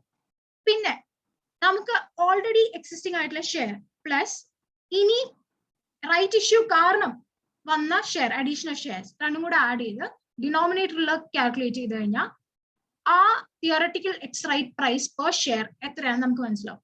ഇവിടെ 21 into 5 lakh share plus 15 into 1 lakh share divided by 5 lakh plus 1 lakh വരുന്നത് 20 rupees ആണ്. ഇനി അഡ്ജസ്റ്റ്മെന്റ് ഫാക്ടർ കണ്ടുപിടിക്കാനായിട്ട് ഇത് നമ്മൾ EPS മൾട്ടിപ്ലൈ ചെയ്യാൻ വേണ്ടിയിട്ട് തിയററ്റിക്കൽ റൈറ്റ് ഫാക്ടർ വെച്ച് മൾട്ടിപ്ലൈ ചെയ്യണമല്ലോ. അതാണ് ഞാൻ നേരത്തെ കാണിച്ചൊരു ഫോർമുല. ഇത് ഈ റൈറ്റ് ഫാക്ടർ വെച്ചിട്ട് നമ്മൾ EPS മൾട്ടിപ്ലൈ ആവുമ്പോഴാണ് നമ്മുടെ കറക്റ്റ് ഏർണിംഗ് പെർ ഷെയർ കിട്ടുക. ഓക്കെ, അപ്പോ fair value per share prior to exercise അതായത് 21 rupees ഡിവൈഡഡ് ബൈ ഇപ്പൊ നമ്മൾ കാൽക്കുലേറ്റ് ചെയ്തത് theoretical ex right price 20 rupees. അത് ചെയ്യുമ്പോൾ 1.505 കിട്ടും. ഇനി EPS 2011 റിപ്പോർട്ട് ചെയ്യേണ്ടത് സാധാ 11 lakh, അതായത് നേരത്തെ കണ്ട net profit 2011 net profit divided by total number of share existing shares ചെയ്ത് കഴിയുമ്പോൾ 2.2 കിട്ടും. ഇനി ഏർണിംഗ്സ് ഫോർ ദ ഇയർ 21 അത് റീസ്റ്റേറ്റ് ചെയ്ത് റൈറ്റ് ഇഷ്യൂവും കൂടി ഉണ്ടായിരുന്നെങ്കിൽ നമുക്ക് എത്ര EPS വരും എന്നുള്ളതാണ് നമ്മളിവിടെ നോക്കുന്നത്. അപ്പോൾ 11 lakh divided by 5 lakh into നേരത്തെ നമ്മൾ കണ്ടുപിടിച്ച റൈറ്റ്സ് ഫാക്ടർ അത് മൾട്ടിപ്ലൈ ചെയ്യുമ്പോൾ റീസ്റ്റേറ്റഡ് EPS എത്രയാണെന്ന് മനസ്സിലാവും. ഈ അവിടെ ആ ഒരു വർഷം റൈറ്റ്സ് ഇഷ്യൂ ഉണ്ടായിരുന്നെങ്കിൽ എത്രയായാണ് നമ്മുടെ EPS, അതാണ് അവിടെ കൺസിഡർ ചെയ്യുന്നത്. പിന്നെ ഈ വർഷത്തെ കറന്റ് ഇയറിൽ റൈറ്റ്സ് വെച്ചിട്ടുള്ള എഫക്റ്റിന്റെ മുകളിൽ റൈറ്റ്സിന്റെ എഫക്റ്റിന്റെ മുകളിൽ വരുന്ന EPS എത്രയാണെന്ന് നമുക്ക് ഇവിടെ കാണാം. 5 lakh into 1.05. അതായത് ആ ഒരു ഈ ഇഷ്യൂ വന്നേക്കുന്നത് മാർച്ചിലല്ലേ, മാർച്ച് 1 ഇവിടെ ഇഷ്യൂ വന്നേക്കുന്നത്. അപ്പൊ 2 മാസം ആ 5 lakh കിടപ്പുണ്ട്. ഇനി ബാക്കിയുള്ള 10 മാസവും 6 lakh ആണ്. നമുക്ക് അഡീഷണൽ 1 lakh ഷെയർസും കൂടെ വന്നിട്ടുണ്ട്. അപ്പൊ 5 lakh ഇൻറ്റു നമ്മള് ഇഷ്യൂ ചെയ്യുന്ന റൈറ്റ് ഷെയറിന് തൊട്ട് മുന്നേ എന്ത് ഷെയർ ആണോ കിടന്നിരുന്നത് ആ ഷെയറിന്റെ മുകളിലാണ് ഈ റൈറ്റ്സ് ഫാക്ടർ അപ്ലൈ ചെയ്യേണ്ടത്. ആ ഷെയറിന്റെ മുകളിലാണ് ഈ വർഷം നമുക്ക് റൈറ്റ് ഇഷ്യൂ വരുന്നതാണ്. അപ്പൊ ഈ വർഷം നമ്മൾ ഇഷ്യൂ ചെയ്യുന്നതിന് മുമ്പ് ഈ റൈറ്റ് ഇഷ്യൂ വന്നിരുന്നെങ്കിൽ എന്താണോ ഇമ്പാക്ട് എന്ന് അറിയാൻ വേണ്ടിയിട്ടാണ് കഴിഞ്ഞ വർഷത്തെ, അതായത് ഇഷ്യൂ ചെയ്യുന്നതിന് മുന്നത്തെ ഷെയറിന്റെ മുകളിൽ ഈ റൈറ്റ്സ് ഫാക്ടർ നമ്മൾ മൾട്ടിപ്ലൈ ചെയ്യുന്നത്. So 5 lakh into rights factor into the number of period in which the existing share was there before issue of rights issue plus rights issue into the remaining period. അത്രയാണ് നമ്മുടെ weighted average shares വരുന്നത്. ഇനി എത്രയാണോ നമ്മുടെ ഈ വർഷത്തെ net profit? 15 lakh rupees. 15 lakh rupees divided by weighted average. ഇത് ചെയ്ത് പഠിച്ചില്ലെങ്കിൽ നമ്മൾ മറന്നു. So I request all of you to do it once again. ഇത് ലാസ്റ്റ് കോൺസെപ്റ്റ് ആണ്, ഡൈല്യൂട്ടഡ് ഏർണിംഗ്സ് പെർ ഷെയർ. ഇതിലും കുറച്ച് ഒരു ക്ലാരിറ്റി കിട്ടിക്കഴിഞ്ഞാൽ നിങ്ങൾക്ക് ഇതിന്റെ ഒരു മിനിറ്റ്.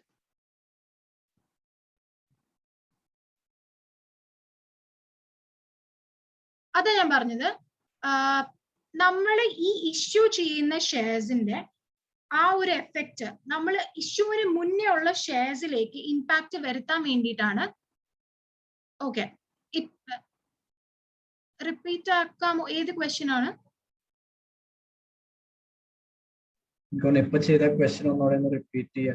പറഞ്ഞുതരാനാണോ? ഓക്കെ, ശരി. ഈ റൈറ്റ് ഇഷ്യൂ നമ്മൾ ഈ വർഷം നടത്തുന്ന, ഇതിന് മുന്നത്തെ ക്വസ്റ്റ്യൻ ഒന്ന് ഞാൻ ആൻസർ ചെയ്തിട്ട് ആ ക്വസ്റ്റ്യൻ ഒന്നും കൂടെ എക്സ്പ്ലെയിൻ ചെയ്യാം. റൈറ്റ് ഇഷ്യൂ ചെയ്യുന്ന ആ വർഷം നമുക്ക് അതിന്റെ impact through out the year കൊണ്ടുവരണം. അതിന് വേണ്ടിയിട്ടാണ് ഇതിന് മുന്നത്തെ ഇഷ്യൂവിന് മുന്നത്തെ 5 lakh ഈ റൈറ്റ് ഫാക്ടർ മൾട്ടിപ്ലൈ ചെയ്യുന്നത്. കാരണം ആ വർഷം കൊണ്ടുവന്നതാണെങ്കിലും അതിന്റെ impact through out the year ഉണ്ടാവും. കാരണം ത്രൂ ഔട്ട് ദി ഇയർ ഉള്ള നെറ്റ് പ്രോഫിറ്റിലാണ് നമ്മൾ EPS കണ്ടുപിടിക്കുന്നത്. 15 lakh അല്ലാതെ 15 lakh into 10/12 അല്ലല്ലോ നമ്മൾ അതിന്റെ EPS കണ്ടുപിടിക്കുന്നത്. മനസ്സിലായോ? എന്തെങ്കിലും ഒന്ന് പറയുകയാണെങ്കിൽ എനിക്ക് ഓക്കെ, ഞങ്ങൾക്ക് മുമ്പോട്ട് നീങ്ങാം. അക്ഷയ്, ഷാനോയ്. ഹലോ. മനസ്സിലായോ? നമ്മള് റൈറ്റ് ഇഷ്യൂ ചെയ്ത് കഴിഞ്ഞിട്ടല്ലേ അതിന്റെ ഒരു എഫക്ട് വരുന്നത്? അതിന് പ്രയർ എഫക്ട് കൊടുക്കുന്നത് എന്തിനാ? അതാ ഞാൻ പറഞ്ഞത്. ഇപ്പൊ നമ്മള് 15 lakh എന്നുള്ളത് ഫുൾ ഇയറിന്റെ നെറ്റ് പ്രോഫിറ്റ് അല്ലേ? അതെ. ഫുൾ ഇയറിന്റെ നെറ്റ് പ്രോഫിറ്റ് ആണ് നമ്മൾ ഏർണിംഗ്സ് പെർ ഷെയർ കൺസിഡർ ചെയ്യാൻ വേണ്ടിയിട്ട് എടുക്കുന്നത്. അപ്പോ ആ വർഷത്തെ ഫുൾ ഇയറിൽ ഈ റൈറ്റിന്റെ ഇമ്പാക്ട് ഉണ്ടാവണം. കാരണം നെറ്റ് പ്രോഫിറ്റ് ഫുൾ ഇയറിന്റെ നെറ്റ് പ്രോഫിറ്റിലാണ് നമ്മൾ റൈറ്റ് എടുക്കുന്നത്, ഏർണിംഗ്സ് എടുക്കുന്നത്. അപ്പൊ അതുകൊണ്ടാണ് അതിന്റെ മുന്നത്തെ വർഷത്തിലും കൂടെ ഈ വർഷം ആ റൈറ്റ് ഇഷ്യൂ കഴിഞ്ഞിട്ടുള്ളതിൽ ഓൾറെഡി ഇമ്പാക്ട് വന്നു കഴിഞ്ഞു. പക്ഷെ അതിന് മുന്നത്തേൽ ഇമ്പാക്ട് വന്നിട്ടുണ്ടാവില്ല. അതുകൊണ്ടാണ് ആ റൈറ്റ് ഫാക്ടർ അതിന് മുന്നത്തെ 2 മാസത്തിൽ മൾട്ടിപ്ലൈ ചെയ്യുന്നത്. അതായത് ആ വർഷം ഉണ്ടായിരുന്ന ഫുൾ ഷെയർസിൽ ഈ റൈറ്റ്സിന്റെ എഫക്ട് കാണിക്കണം. അതെ. Okay, thank you. ഓക്കെ, ഇനിയിപ്പോ നമുക്ക് ആ ക്വസ്റ്റ്യൻ ഒന്നും കൂടെ റിപ്പീറ്റ് ചെയ്യാം. സിമ്പിൾ ആണ് ആക്ച്വലി, പക്ഷെ കോൺസെപ്റ്റ് മനസ്സിലായില്ലെങ്കിൽ ഭയങ്കര കോംപ്ലിക്കേറ്റഡ് ആയിട്ട് തോന്നും. ഒന്നും കൂടെ ഞാൻ അത് എക്സ്പ്ലെയിൻ ചെയ്തു തരാം. ഇത് എന്റെ കൂടെ ചെയ്യുന്നുണ്ടോ ആരെങ്കിലും? പറഞ്ഞു പോയി കഴിഞ്ഞാൽ, വായിച്ചു പോയി കഴിഞ്ഞാലും നമുക്ക് ഡൗട്ട് ആവും. ഓക്കെ, ഒരു മിനിറ്റ്.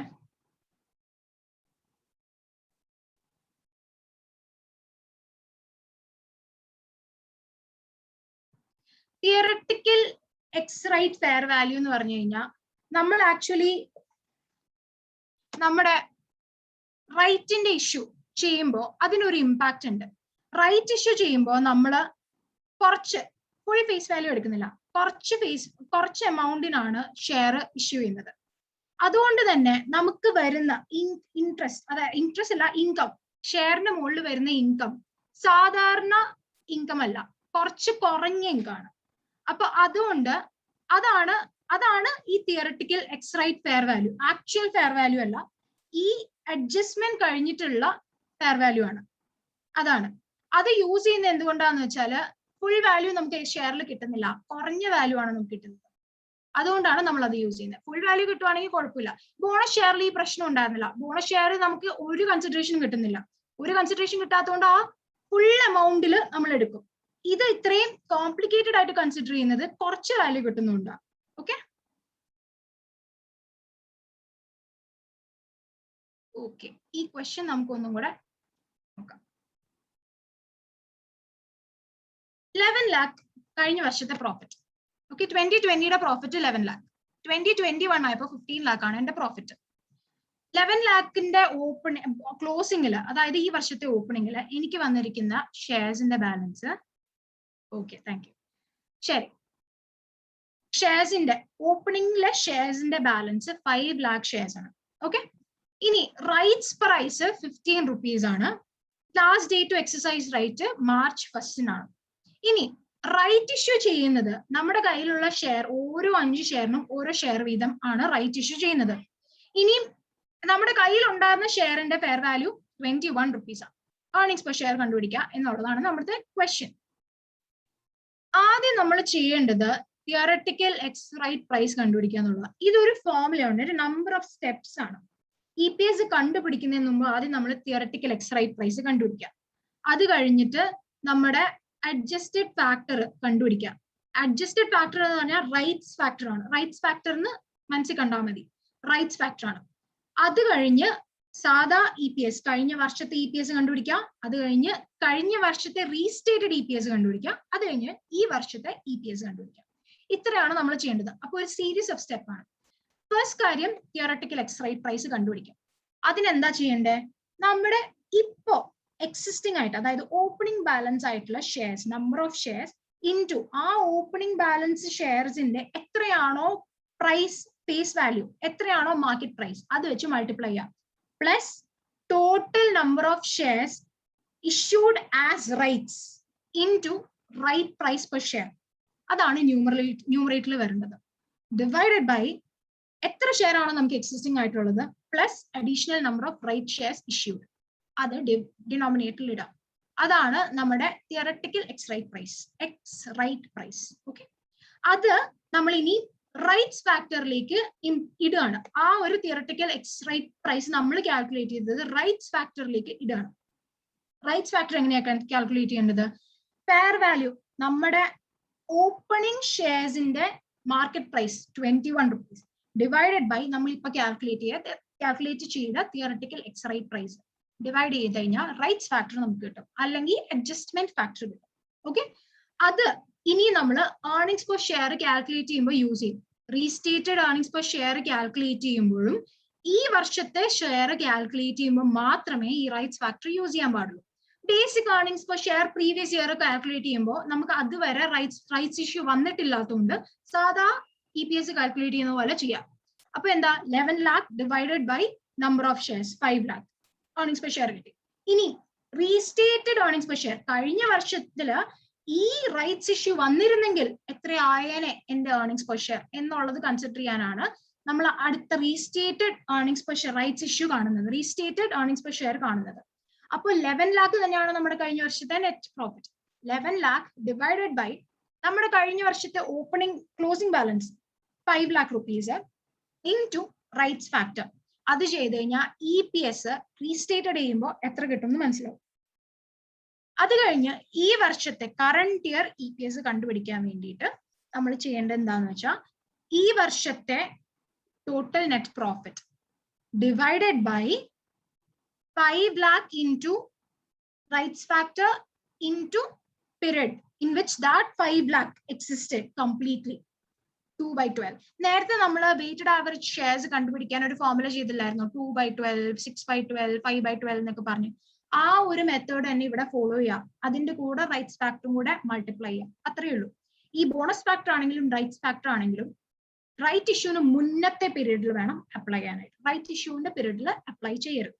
ഓക്കെ, അപ്പോ 5 lakh into rights factor into period plus extra total.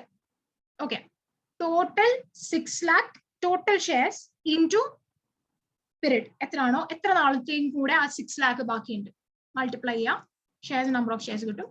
എന്നിട്ട് ഈ വർഷത്തെ നെറ്റ് പ്രോഫിറ്റ് വെച്ച് അത് ഡിവൈഡ് ചെയ്യാം. ഓക്കെ, അത് ക്ലിയർ ആയെന്ന് തോന്നുന്നു. നമുക്കിനി ഡൈല്യൂട്ടഡ് ഏർണിങ്സ് പെർ ഷെയർ ചെയ്യാം. ഓക്കെ, ഡൈല്യൂട്ടഡ് ഏർണിങ്സ് പെർ ഷെയറിൽ 2 കോൺസെപ്റ്റ് ഉള്ളത്. അതില് ഡൈല്യൂട്ടഡ് ഏർണിങ്സ് പെർ ഷെയർ എന്താണെന്നറിയോ? നമ്മുടെ വെയ്റ്റഡ് ആവറേജ് ഷെയർസിൽ ഇൻക്രീസ് ഇല്ലാതെ നമ്മുടെ EPS റെഡ്യൂസ് ചെയ്യാനുള്ള റീസൺ ആണ് diluted earnings per share. Potential reduction in EPS from prospective increase in weighted average share without increase in resources. Resource increase ചെയ്യുന്നില്ല, പക്ഷേ earnings കുറയും. അതിന്റെ കൂടെ തന്നെ number of shares, weighted average ഷെയർസും കൂടും. മനസ്സിലായോ? വെയ്റ്റഡ് ആവറേജ് ഷെയർസ് കൂടും, റിസോഴ്സ് ഒന്നും ചേഞ്ച് ആവുന്നില്ല, ഇൻക്രീസ് ചെയ്യുന്നില്ല, പക്ഷേ EPS കുറയും. ഓക്കെ, അതിനെയാണ് ഡൈല്യൂട്ടഡ് ഏർണിംഗ്സ് പെർ ഷെയർ എന്ന് പറയുന്നത്. അതിന് ഒരു സിമ്പിൾ ഫോർമുല ഞാൻ പറഞ്ഞുതരാം. Profit after tax. ഞാൻ ആദ്യം പറഞ്ഞില്ലേ പ്രോഫിറ്റ് ആഫ്റ്റർ ടാക്സ് എങ്ങനെയാണ് കാൽക്കുലേറ്റ് ചെയ്യേണ്ടതെന്ന്. പ്രിഫറൻസ് ഡിവിഡൻഡും പ്രിഫറൻസ് ഡിവിഡൻഡിന്റെ മുകളിലുള്ള ഡിവിഡൻഡ് ഡിസ്ട്രിബ്യൂഷൻ ടാക്സ് ഒക്കെ കുറച്ചിട്ട് അതെടുക്കാം. അത് പ്ലസ് ഇതിന് 2 കേസസ് ആണ് വരുന്നത്. ഓക്കെ, 2 കേസാണ് ഇതിൽ വരുന്നത്. ഒന്ന് ഓപ്ഷൻ ഇഷ്യൂ ചെയ്യുമ്പോഴും കൺവേർട്ടബിൾ ഡിബെഞ്ചേഴ്സിന്റെ കേസിലുമാണ്. കൺവേർട്ടബിൾ ഡിബെഞ്ചേഴ്സ് മാത്രമല്ല, കൺവേർട്ടബിൾ ഡെറ്റ് ഇൻസ്ട്രുമെന്റിന്റെ കേസും. 2 കേസസ് ആണ് വരുന്നത്. ഓപ്ഷൻസിന്റെ കേസ് പറയാം. ഓപ്ഷൻസ് എന്ന് പറഞ്ഞാൽ ഷെയർ ഓപ്ഷൻസ്. ഇപ്പൊ റൈറ്റ്സ് കൊടുക്കുന്നതും ഒരു ഓപ്ഷൻ തന്നെയാണ്. സോ ഓപ്ഷൻസിന്റെ കേസിൽ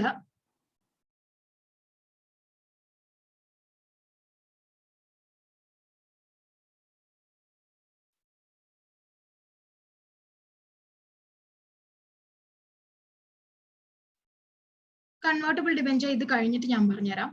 ആദ്യം നമുക്ക് ഓപ്ഷൻസിന്റെ കേസ് എടുക്കാം.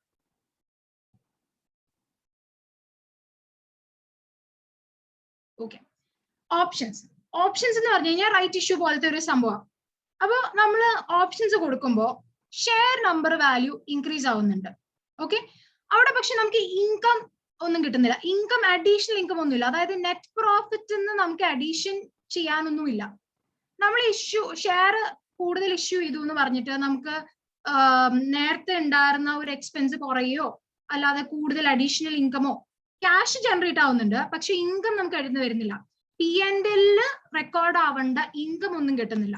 ഓക്കെ, അതായത് എന്താ ഇൻട്രസ്റ്റോ അങ്ങനെ ഒന്നും വരുന്നില്ല. അപ്പൊ നമ്മൾ എന്താ ചെയ്യേണ്ടതെന്ന് വെച്ചാൽ ആക്ച്വൽ നമുക്ക് ഉള്ള നെറ്റ് പ്രോഫിറ്റ് ഡിവൈഡഡ് ബൈ നമ്മുടെ എക്സിസ്റ്റിംഗ് ഷെയർസ് പ്ലസ് നമ്മള് റൈറ്റ്സ് ഇഷ്യൂ കൊടുക്കുകയാണെങ്കിൽ എന്തായാലും ഫേസ് വാല്യൂവിൽ നമ്മൾ റൈറ്റ്സ് ഇഷ്യൂ കൊടുക്കില്ല. 20 രൂപയാണ് നമ്മുടെ ഫേസ് വാല്യൂ എങ്കിൽ നമ്മൾ 10 രൂപയ്ക്കായിരിക്കും റൈറ്റ്സ് ഇഷ്യൂ കൊടുക്കുക. അപ്പോ ഞാനൊരു 1 ലക്ഷം ഷെയർസ് ഇഷ്യൂ ചെയ്യാൻ റെഡിയാണ്. 1 ലക്ഷം ഷെയർസ് ഞാൻ 10 രൂപയ്ക്ക് ഇഷ്യൂ ചെയ്യുകയാണെങ്കിൽ ഫേസ് വാല്യൂവിൽ അത് കൺസിഡർ ചെയ്യുകയാണെങ്കിൽ എത്ര നമ്പർ ഓഫ് ഷെയർസ് എനിക്ക് ഉണ്ടാവും? അതാണ് ഞാൻ അവിടെ നോക്കേണ്ടത്. Face value, fair value, face value അല്ല, ഫെയർ വാല്യൂ, മാർക്കറ്റ് പ്രൈസ്, അതാണ് ഉദ്ദേശിക്കുന്നത്. സോറി. ഓക്കെ, അപ്പൊ ഫെയർ വാല്യൂല് അത് കൺവേർട്ട് ചെയ്യുകയാണെങ്കിൽ ഞാൻ 10 രൂപയ്ക്ക് 1 ലക്ഷം ഷെയർസ് കൊടുത്തിട്ട് അത് ഫെയർ വാല്യൂല് കൺസിഡർ ചെയ്യുകയാണെങ്കിൽ, ഫെയർ വാല്യൂലേക്ക് കൺവേർട്ട് ചെയ്യുകയാണെങ്കിൽ 1 ലക്ഷം രൂപ 1 ലക്ഷം ഷെയർസ് ഇൻറ്റു 10 ഡിവൈഡഡ് ബൈ 20 ആണല്ലോ നമ്മുടെ ഫെയർ വാല്യൂ. ഡിവൈഡ് ബൈ 20 ചെയ്താൽ എത്ര ഷെയർസ് എനിക്ക് കിട്ടും? അതാണ് എന്റെ അഡീഷണൽ നമ്പർ ഓഫ് ഷെയർസ്. കാരണം നമ്മൾ ബുക്സ് ഓഫ് അക്കൗണ്ട്സിൽ എഴുതുമ്പോൾ റൈറ്റ്സ് ഇഷ്യൂ ആണെങ്കിൽ പോലും 1 lakh ഷെയർസ് ഓഫ് 20 ഈച്ച് നമ്മുടെ ഫെയർ വാല്യൂ അല്ലെ ഫേസ് വാല്യൂ എഴുതുള്ളൂ അവിടെ, അല്ലെ? അല്ലാതെ അത് ഈ ഫെയർ വാല്യൂല് അഡീഷൻ വരുന്നതെല്ലാം നമുക്ക് പ്രീമിയം ആയിരിക്കും. അപ്പോ 5 രൂപ കൊടുത്തു എന്നാലും ഈ ഒരു എമൗണ്ടേ നമ്മൾ എഴുതൂ. അപ്പൊ ഈ റൈറ്റ്സ് ഇഷ്യൂല് എത്രയാണോ കൊടുത്തത് അത് ഫെയർ വാല്യൂല് വന്നു കഴിഞ്ഞാൽ എത്ര ഷെയർ നമുക്ക് വരേണ്ടി വരും, അതാണ് നമ്മൾ കൺസിഡർ ചെയ്യേണ്ടത്. അങ്ങനെ നോക്കുമ്പോ നെറ്റ് പ്രോഫിറ്റ് 12 lakh ആണ്. ഈ ക്വസ്റ്റ്യൻ നമുക്ക് ചെയ്ത് നോക്കാം. നെറ്റ് പ്രോഫിറ്റ് 12 lakh ആണ്. Weighted average number of shares outstanding, ആ ഓപ്പണിംഗ് ബാലൻസ് ആയിട്ട് കിടക്കുന്ന ഷെയർസ് 5 lakh ഷെയർസ് ആണ്. Average fair value 1 equity share during the year, fair value 20 lakh ആണ്, 20 rupees ആണ്. Sorry. Weighted average number of shares under the option during the year 1 lakh shares. അതായത് ഓപ്ഷന് നമ്മൾ കൊടുക്കുന്നത് 1 ലക്ഷം share ആണ്. 1 ലക്ഷം share ആണ് നമ്മൾ ഓപ്ഷന് കൊടുക്കുന്നത്. എക്സൈസ് പ്രൈസ് 15 രൂപ. ഓക്കെ, അപ്പൊ ഇതില് നമ്മൾ ഇനി ചെയ്ത് നോക്കാൻ പോവാം. ബേസിക് EPS ഉം ഡയലൂട്ടഡ് EPS ഉം കണ്ടുപിടിക്കാനാണ് പറയുന്നത്. നെറ്റ് പ്രോഫിറ്റ് 12 ലക്ഷം രൂപ. ഓപ്പണിംഗ് ആയിട്ട് നമ്മുടെ കയ്യിൽ ഷെയർ എത്ര കിടന്നിരുന്നത്? 5 ലക്ഷം ഷെയർസ് ഉണ്ടായിരുന്നു. ബേസിക് ഏർണിംഗ്സ് എന്ന് പറഞ്ഞു കഴിഞ്ഞാൽ 12 ഡിവൈഡ് ബൈ 5. ഇനി ഷെയർസിൽ റൈറ്റ്സ് ആയിട്ട് ഓപ്ഷൻസ് ആയിട്ട് നമ്മൾ എത്ര ഷെയർസാ കൊടുത്തത്? 1 ലക്ഷം ഷെയർ കൊടുത്തത്. അത് എത്ര രൂപയ്ക്കാ കൊടുത്തത്? 15 രൂപയ്ക്കാ കൊടുത്തത്. അപ്പൊ 1 ലക്ഷം ഷെയർസ് ഇൻറ്റു 15, അതായത് 15 lakh shares. 15 lakh shares divided by 20 ചെയ്ത് കഴിഞ്ഞാൽ എത്ര നമ്പർ ഓഫ് ഷെയർസ് വരും? അതാണ് നമ്മുടെ actual number of shares. 1 lakh shares അല്ല, 50. ഇവിടെയൊക്കെ ചെയ്യുന്നുണ്ടോ? 1 lakh into 15 by 20. 15 റുപ്പീസിന് വിലക്ക് ഷെയർ കൊടുത്ത് അത് 20 റുപ്പീസിലേക്ക് കൺവേർട്ട് ചെയ്താൽ എത്ര നമുക്ക് ഷെയർ കിട്ടും? അതാണ് നമ്മുടെ actual number of additional shares നമ്മൾ ഇഷ്യൂ ചെയ്യാൻ പോകുന്നത്. ഓക്കെ, കാരണം എല്ലാ ഷെയർസും 20 വാല്യൂലാണ്. നമുക്ക് അതിന്റെ ഇടയ്ക്ക് കയറി 15 രൂപയുടെ ഷെയർ എന്ന് പറഞ്ഞ് ഇടാൻ പറ്റത്തില്ല. ഓക്കെ, സോ അതുകൊണ്ട് 20 റുപ്പീസിന്റെ ഷെയറിലേക്ക് നമ്മൾ കൺവേർട്ട് ചെയ്തിട്ട് അത് എത്രയാണോ അഡീഷണൽ ഷെയർസ് വരുന്നത് അതാണ് additional share number of shares ആയിട്ട് എടുക്കുക. അപ്പോൾ ഡൈല്യൂട്ടഡ് EPS കാൽക്കുലേറ്റ് ചെയ്യുമ്പോൾ total net profit divided by actual existing shares plus എത്രയാണോ നമ്മൾ 20 റുപ്പീസിലേക്ക് കൺവേർട്ട് ചെയ്തിട്ട് അഡീഷൻ വന്നിരിക്കുന്ന ഷെയർ ആഡ് ചെയ്യാം. അതാണ് നമ്മുടെ ഡൈല്യൂട്ടഡ് ഏർണിംഗ്സ് പെർ ഷെയർ. ഓപ്ഷൻസിന്റെ കേസിൽ ഇങ്ങനെയാണ് നമ്മൾ ഡൈല്യൂട്ടഡ് ഏർണിംഗ്സ് പെർ ഷെയർ ചെയ്യുന്നത്. സംഭവം എന്താണെന്ന് വെച്ചാൽ നമ്മൾ ആക്ച്വൽ എക്സിസ്റ്റിംഗ് ഷെയർസ് പ്ലസ് 15 രൂപയ്ക്ക് ഞാൻ കൊടുക്കുന്ന ഷെയർ 20 രൂപ ആയിട്ടായിരുന്നു എനിക്ക് കിട്ടിയിരുന്നെങ്കിൽ എത്ര നമ്പർ ഓഫ് ഷെയർസ് ഉണ്ടാവും? അതാണ് എൻ്റെ actual additional number of shares. അതാണ് ഞാൻ ഡിനോമിനേറ്ററിൽ ആഡ് ചെയ്യേണ്ടത്. ഓക്കെ, അത് ക്ലിയർ ആയെന്ന് ഞാൻ വിശ്വസിക്കുന്നു. ശരി, ഇനി കൺവേർഷന്റെ കേസ് കുറച്ച് ട്രിക്കിയാണ്. സംഭവം ഒന്നുമില്ല. ഓക്കെ, കുറച്ച് ട്രിക്കിയാണ്, സംഭവം ഒന്നുമില്ല. സിമ്പിൾ ആയിട്ടുള്ള കാര്യമാണ്, മനസ്സിലാകാൻ പറ്റുന്നതേ ഉള്ളൂ.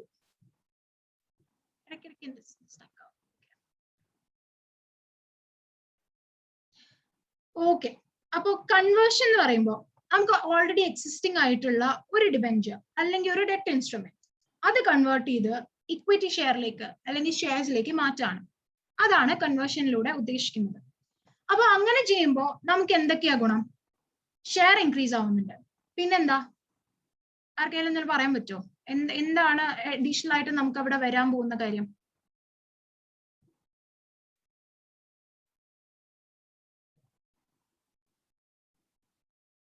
P&L എഫക്ട് വരും. ശരിയാ, P&L എഫക്ട് എങ്ങനെയാ വരുന്നത്?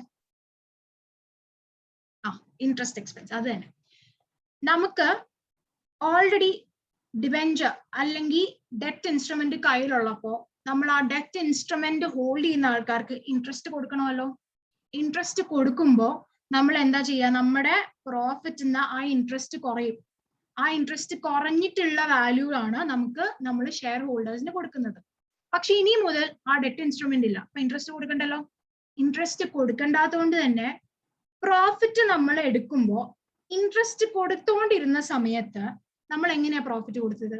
ഇൻട്രസ്റ്റ് കുറച്ചിട്ട് ആ പ്രോഫിറ്റിന് ടാക്സും കുറച്ചിട്ടാണ് ബാക്കിയുള്ളതിലാണ് നമ്മൾ ഏർണിംഗ്സ് പെർ ഷെയർ കൊടുക്കുന്നത്. പക്ഷെ ഇനി മുതൽ ഇൻട്രസ്റ്റ് ഇല്ല. ഇൻട്രസ്റ്റ് ഇല്ലാത്തതുകൊണ്ട് തന്നെ ആ ഇൻട്രസ്റ്റ് നമ്മൾ കുറയ്ക്കാൻ പറ്റില്ല ആദ്യം. അപ്പൊ ഇൻട്രസ്റ്റും കൂടെ ആഡ് ചെയ്ത ഫിഗർ ആണ് നമ്മൾ ടാക്സ് കുറയ്ക്കാനായിട്ട് വരുന്നത്. അപ്പോ ഇൻട്രസ്റ്റും കൂടെ ഉള്ള ഫിഗറിൽ നമ്മൾ ടാക്സ് കുറയ്ക്കേണ്ടി വരും. ഇൻട്രസ്റ്റ് കോമ്പോണന്റിലും കൂടെ ടാക്സ് വരും. അപ്പൊ കൂടുതലായിരിക്കും നമ്മുടെ net profit.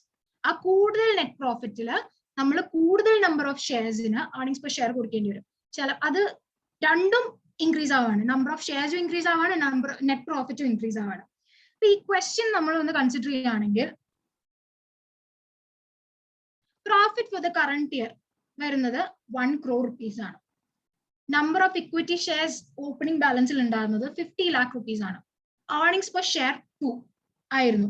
മനസ്സിലാക്കാമല്ലോ, 1 crore divide by 50 lakh. അത് തരേണ്ട ആവശ്യമില്ലായിരുന്നു, പക്ഷെ അവർ തന്നു. ഓക്കെ, അപ്പോ ഇനി നമ്മുടെ കയ്യിലുള്ള കൺവേർട്ടബിൾ ഡിബെഞ്ചേഴ്സ് ഇരിക്കുന്നത് 1 ലക്ഷമാണ്. 1 ലക്ഷം നമ്പർ ഓഫ് ഡിബെഞ്ചേഴ്സ് ആണ്, വാല്യൂ അല്ല. അപ്പോ 100 രൂപയുടെ ഡിബെഞ്ചേഴ്സ് ആണ്. 100 രൂപ പെർ ഡിബെഞ്ചർ ആണ്. ഈച്ച് ഡിബെഞ്ചർ 10 ഇക്വിറ്റി ഷെയർ ആയിട്ട് ഡിവൈഡ് ചെയ്യും. അപ്പോൾ എന്താണ് നമ്മുടെ ഡിബെഞ്ചേഴ്സിന്റെ വാല്യൂ? 1 lakh into 100. അതായത് നമ്മുടെ 10 ലാഖിലേക്ക് വരും. 10 ലാഖ് അല്ലേ, 1 crore ഒരു എമൗണ്ട്. അപ്പോ അത് ആണ് വാല്യൂ ഡിവൈഡഡ് ബൈ 10 ചെയ്താലാണ് നമ്പർ ഓഫ് ഇക്വിറ്റി ഷെയർസ് എത്ര ആണോ കിട്ടുന്നതെന്ന് വെച്ചാൽ നമുക്ക് അറിയാൻ പറ്റുള്ളൂ.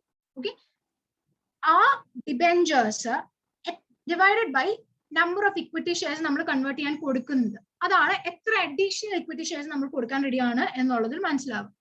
ഇനി ഇതിനകത്ത് മനസ്സിലാവാൻ 12% കൺവേർട്ടബിൾ ഡിബെഞ്ചർ ആണ്.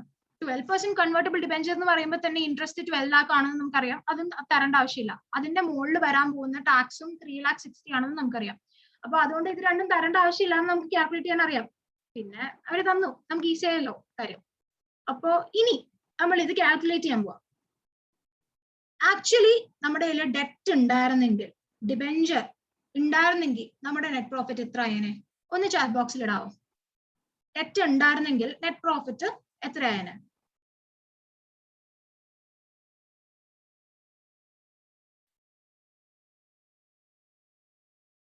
ഡിബെഞ്ചേഴ്സ്, കൺവേർട്ടബിൾ ഡിബെഞ്ചേഴ്സ് നമ്മൾ കൺവേർട്ട് ചെയ്തിട്ടില്ല. കൺവേർട്ട് ചെയ്യാതെ നമ്മുടെ കയ്യിൽ തന്നെ വെച്ചിരിക്കുകയായിരുന്നെങ്കിൽ എത്രയായിരുന്നു നമ്മുടെ പ്രോഫിറ്റ്? എത്രയാണ് നമ്മുടെ പ്രോഫിറ്റ്? അത് ക്വസ്റ്റനിൽ തന്നെ ഉണ്ട്. ആരെങ്കിലും കേൾക്കുന്നുണ്ടോ?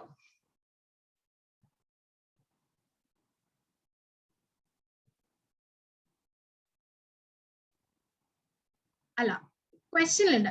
ഡിബെഞ്ചേഴ്സ് നമ്മൾ കൺവേർട്ട് ചെയ്തിട്ടില്ല. ഡിബെഞ്ചേഴ്സ് കൺവേർട്ട് ചെയ്തിട്ടില്ല. കൺവേർട്ട് ചെയ്യുന്നതിന് മുമ്പുള്ള നെറ്റ് പ്രോഫിറ്റ്, അതായത് ഓപ്പണിംഗ് നെറ്റ് പ്രോഫിറ്റ് എന്നൊന്നും പറയാൻ പറ്റത്തില്ല. അങ്ങനെയൊക്കെ പറഞ്ഞ ആൾക്കാർ തെല്ലും. പക്ഷെ ഈ വർഷത്തെ കറന്റ് പ്രോഫിറ്റ് തന്നെയാണ് നമ്മൾ കൺവേർട്ട് ചെയ്യുന്നതിന് മുമ്പ്. അപ്പൊ അത് ഓൾറെഡി ഇൻട്രസ്റ്റ് ഒക്കെ കുറച്ചിട്ടുള്ള നെറ്റ് പ്രോഫിറ്റ് ആണ്. ഓക്കെ, അതാണ് 1 lakh. 1 lakh അല്ല, 1 crore ആണ്. അല്ല, 1 crore ആണ്. അതെ, 1 crore. 1 crore ആണ്. ഞാൻ ആക്ച്വലി ക്വസ്റ്റ്യനിലെ ഇതൊന്നും കൂടെ എടുത്തു ചോദിച്ചു എന്നേ ഉള്ളൂ, മനസ്സിലാവുന്നുണ്ടോ എന്ന് അറിയാൻ വേണ്ടിയിട്ട്. 1 crore ആണ്. ഓക്കെ, ഇനി പ്രോഫിറ്റ് നമ്മൾ കൺവേർട്ട് ചെയ്ത് കഴിഞ്ഞാൽ ഇത്രയും നാള് നമുക്ക് ഉണ്ടായിരുന്ന പ്രോഫിറ്റ് എന്ന് നമ്മൾ ഇൻട്രസ്റ്റ് കുറച്ചുകൊണ്ടിരുന്നു. ഡിബെഞ്ചേഴ്സ് ഉണ്ടായതുകൊണ്ട് ഇൻട്രസ്റ്റ് കുറയ്ക്കണമല്ലോ, അവർക്ക് എന്തായാലും ഇൻട്രസ്റ്റ് കുറയ്ക്കണമല്ലോ, കൊടുക്കണമല്ലോ. അതുകൊണ്ട് തന്നെ ഇത്രയും നാളുണ്ടായിരുന്ന പ്രോഫിറ്റ് എന്ന് നമ്മൾ ഇൻട്രസ്റ്റ് കുറച്ചുകൊണ്ടിരുന്നു. കുറച്ചിട്ടുള്ള ഫിഗറിലാണ് EPS കൊടുത്തുകൊണ്ടിരുന്നത്. ഇനി മുതൽ ഡിബെഞ്ചേഴ്സ് ഇല്ല, അതുകൊണ്ട് തന്നെ ഇൻട്രസ്റ്റും കുറയ്ക്കണ്ട. ഇൻട്രസ്റ്റ് കുറയ്ക്കാത്തതുകൊണ്ട് നമുക്ക് ആ നെറ്റ് പ്രോഫിറ്റില് കൊടുക്കേണ്ടിയിരുന്ന ഇൻട്രസ്റ്റ് ആഡ് ബാക്ക് ചെയ്യാം, അല്ലെ? ഇനി മുതൽ ഇൻട്രസ്റ്റ് കൊടുക്കണ്ടല്ലോ. ഇൻട്രസ്റ്റ് കൊടുക്കാണ്ടാത്തതുകൊണ്ട് തന്നെ 1 crore കൂടെ ആ 12 lakh ആഡ് ബാക്ക് ചെയ്യാം. പക്ഷേ അത് ക്വസ്റ്റ്യൻ ചോദിക്കാൻ അല്ലെങ്കിൽ ഓക്കെ, എന്തെങ്കിലും ഡൗട്ട് ചോദിക്കാനായിരുന്നോ?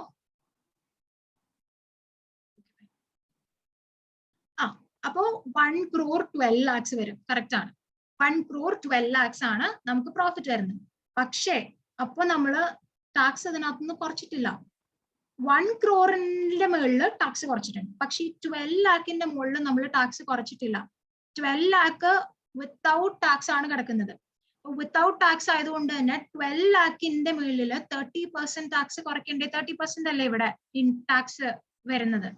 അതുകൊണ്ട് തന്നെ tax relating to interest expense എന്നാണ് പറഞ്ഞിരിക്കുന്നത്. അപ്പൊ 12 lakhന്റെ മുകളിൽ 30% ഈ ടാക്സും കൂടെ കുറച്ചിട്ടുള്ള എമൗണ്ട് വേണം നെറ്റ് പ്രോഫിറ്റിലേക്ക് നമ്മൾ ആഡ് ചെയ്യാനായിട്ട്. അതാണ് നമ്മുടെ നെറ്റ് ഇൻകം. ഓക്കെ, മനസ്സിലായല്ലോ? അതാണ് നമ്മുടെ നെറ്റ് ഇൻകം. ആ നെറ്റ് ഇൻകത്തില് വേണം ഇനി നമ്മൾ ഏർണിംഗ്സ് പെർ ഷെയർ കണ്ടുപിടിക്കാൻ. ഇവിടെ കണ്ടില്ലേ, 1 lakh plus 1 crore plus 12 lakh minus 3,60,000. അത് 1 crore 8,40,000. ഇനി നമ്പർ ഓഫ് ഇക്വിറ്റി ഷെയർസ്, അതെ കറക്റ്റ് 1.84 lakhs. ശരിയാണ്. ഇനി number of equity shares conversion കാരണം എത്ര ഇക്വിറ്റി ഷെയർസ് ഉണ്ടാവും? കൺവേർഷൻ കാരണം എത്ര അഡീഷണൽ ഇക്വിറ്റി ഷെയർസ് വരുന്നുണ്ട്? 1 lakh into 100 divided by 10 അല്ലെ? 1 lakh കൺവേർട്ടബിൾ ഡിബെഞ്ചേഴ്സ് ആയിരുന്നല്ലോ ഉണ്ടായിരുന്നത്. 1 lakh into 100 rupees-ന്റെ വാല്യൂ ആയിരുന്നു ഉണ്ടായിരുന്നത്. 100 per ഡിബെഞ്ചേഴ്സ് ആണ്. അപ്പൊ 1 lakh into 100 divided by 10 അതാണ് number of additional equity shares വരാൻ പോകുന്നത്. അപ്പോൾ 10 lakh ഇക്വിറ്റി ഷെയർസ് വന്നു. അതിന്റെ കൂടെ ഓൾറെഡി നമ്മുടെ കയ്യിൽ ഉണ്ടായിരുന്ന equity shares correct 10 lakh already നമ്മുടെ കയ്യിൽ ഉണ്ടായിരുന്ന 50 lakh ഇക്വിറ്റി ഷെയർസ് ആഡ് ചെയ്യാം. അതാണ് നമ്മുടെ ടോട്ടൽ കൺവേർഷൻ കഴിഞ്ഞിട്ടുള്ള ഇക്വിറ്റി ഷെയർസിന്റെ നമ്പർ. അപ്പോ നമ്മൾ കണ്ടുപിടിച്ച net profit divided by total number of 60 lakh. Net profit divided by total number of equity share ആണ് നമ്മുടെ ഡൈല്യൂട്ടഡ് ഏർണിംഗ്സ് പെർ ഷെയർ. എല്ലാവർക്കും മനസ്സിലായി എന്ന് ഞാൻ വിശ്വസിക്കുന്നു അല്ലേ? എന്തെങ്കിലും ഡൗട്ട്സ് ഉണ്ടെങ്കിൽ ചോദിച്ചോളൂ. ഓക്കെ, അപ്പോ ഇതോടെ ഈ ഒരു ചാപ്റ്റർ തീർന്നു. കറക്റ്റ് 1 hour ആണ് എടുത്തത്. ഓക്കെ, കറക്റ്റ് 1 hour ആണ് എടുത്തത്. I hope everything is clear. Okay, ഇപ്പൊ ഒരു ഐഡിയ ഉണ്ടോ?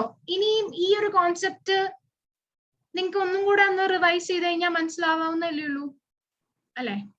ഓ yeah, 3 minutes remaining. Yeah right.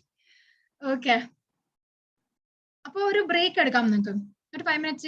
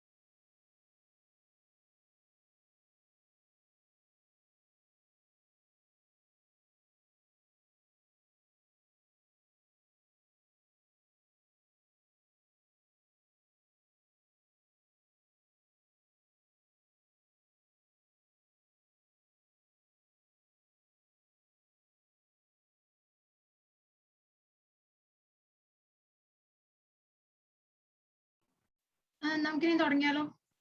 അടുത്ത ഇച്ചിരി വലിയ സ്റ്റാൻഡേർഡ് ആണ്, സോ കുറച്ച് സമയം എടുക്കും.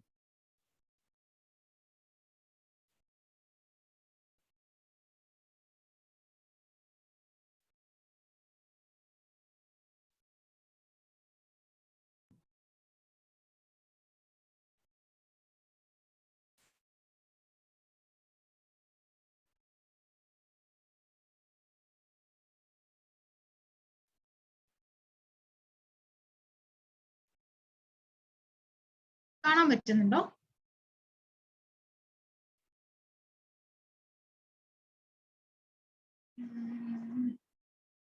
ആരെങ്കിലും ഒന്ന് അൺമ്യൂട്ട് ചെയ്തിട്ട് പറയുകയാണെങ്കിൽ.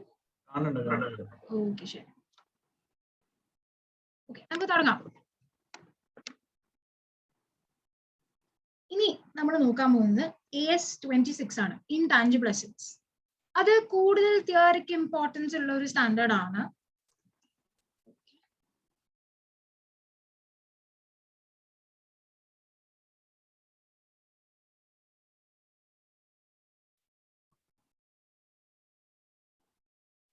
ഓക്കെ, ഇൻടാഞ്ചിബിൾ അസറ്റ്സ്, അതിന്റെ സ്കോപ്പ്.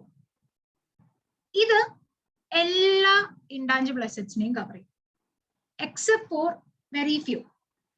ആ എക്സെപ്ഷൻസ് എന്തൊക്കെയാണെന്ന് ഞാൻ പറയാം. ഇൻവെന്ററി എന്ന് പറഞ്ഞാൽ AS-2 വരുന്നതാണ്, അത് ഇതിൽ കവർ ആവില്ല.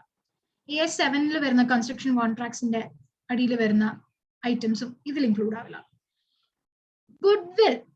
ഗുഡ്വിൽ ഇൻടാഞ്ചിബിൾ അസറ്റ് ആണ്, പക്ഷേ അമാൽഗമേഷനിലൂടെ വന്നതും അറൈസ് ആയതും കൺസോളിഡേഷനിലൂടെ അറൈസ് ആയ ഗുഡ്വില്ലും ഇതിൽ വരില്ല. അത് AS-14 AS-21 വരുന്നതാണ്. പിന്നെ ഫിനാൻഷ്യൽ അസറ്റ്സ്, മിനറൽ റൈറ്റ്സ്, അതായത് മിനറൽ റൈറ്റ്സ്, ഓയിൽ ഒക്കെ എക്സ്ട്രാക്ട് ചെയ്യാൻ വേണ്ടിയിട്ട് നമുക്ക് റൈറ്റ്സ് കിട്ടില്ലേ, ആ റൈറ്റ്സ്, ഇതൊന്നും AS-26 ആപ്ലിക്കബിൾ അല്ല.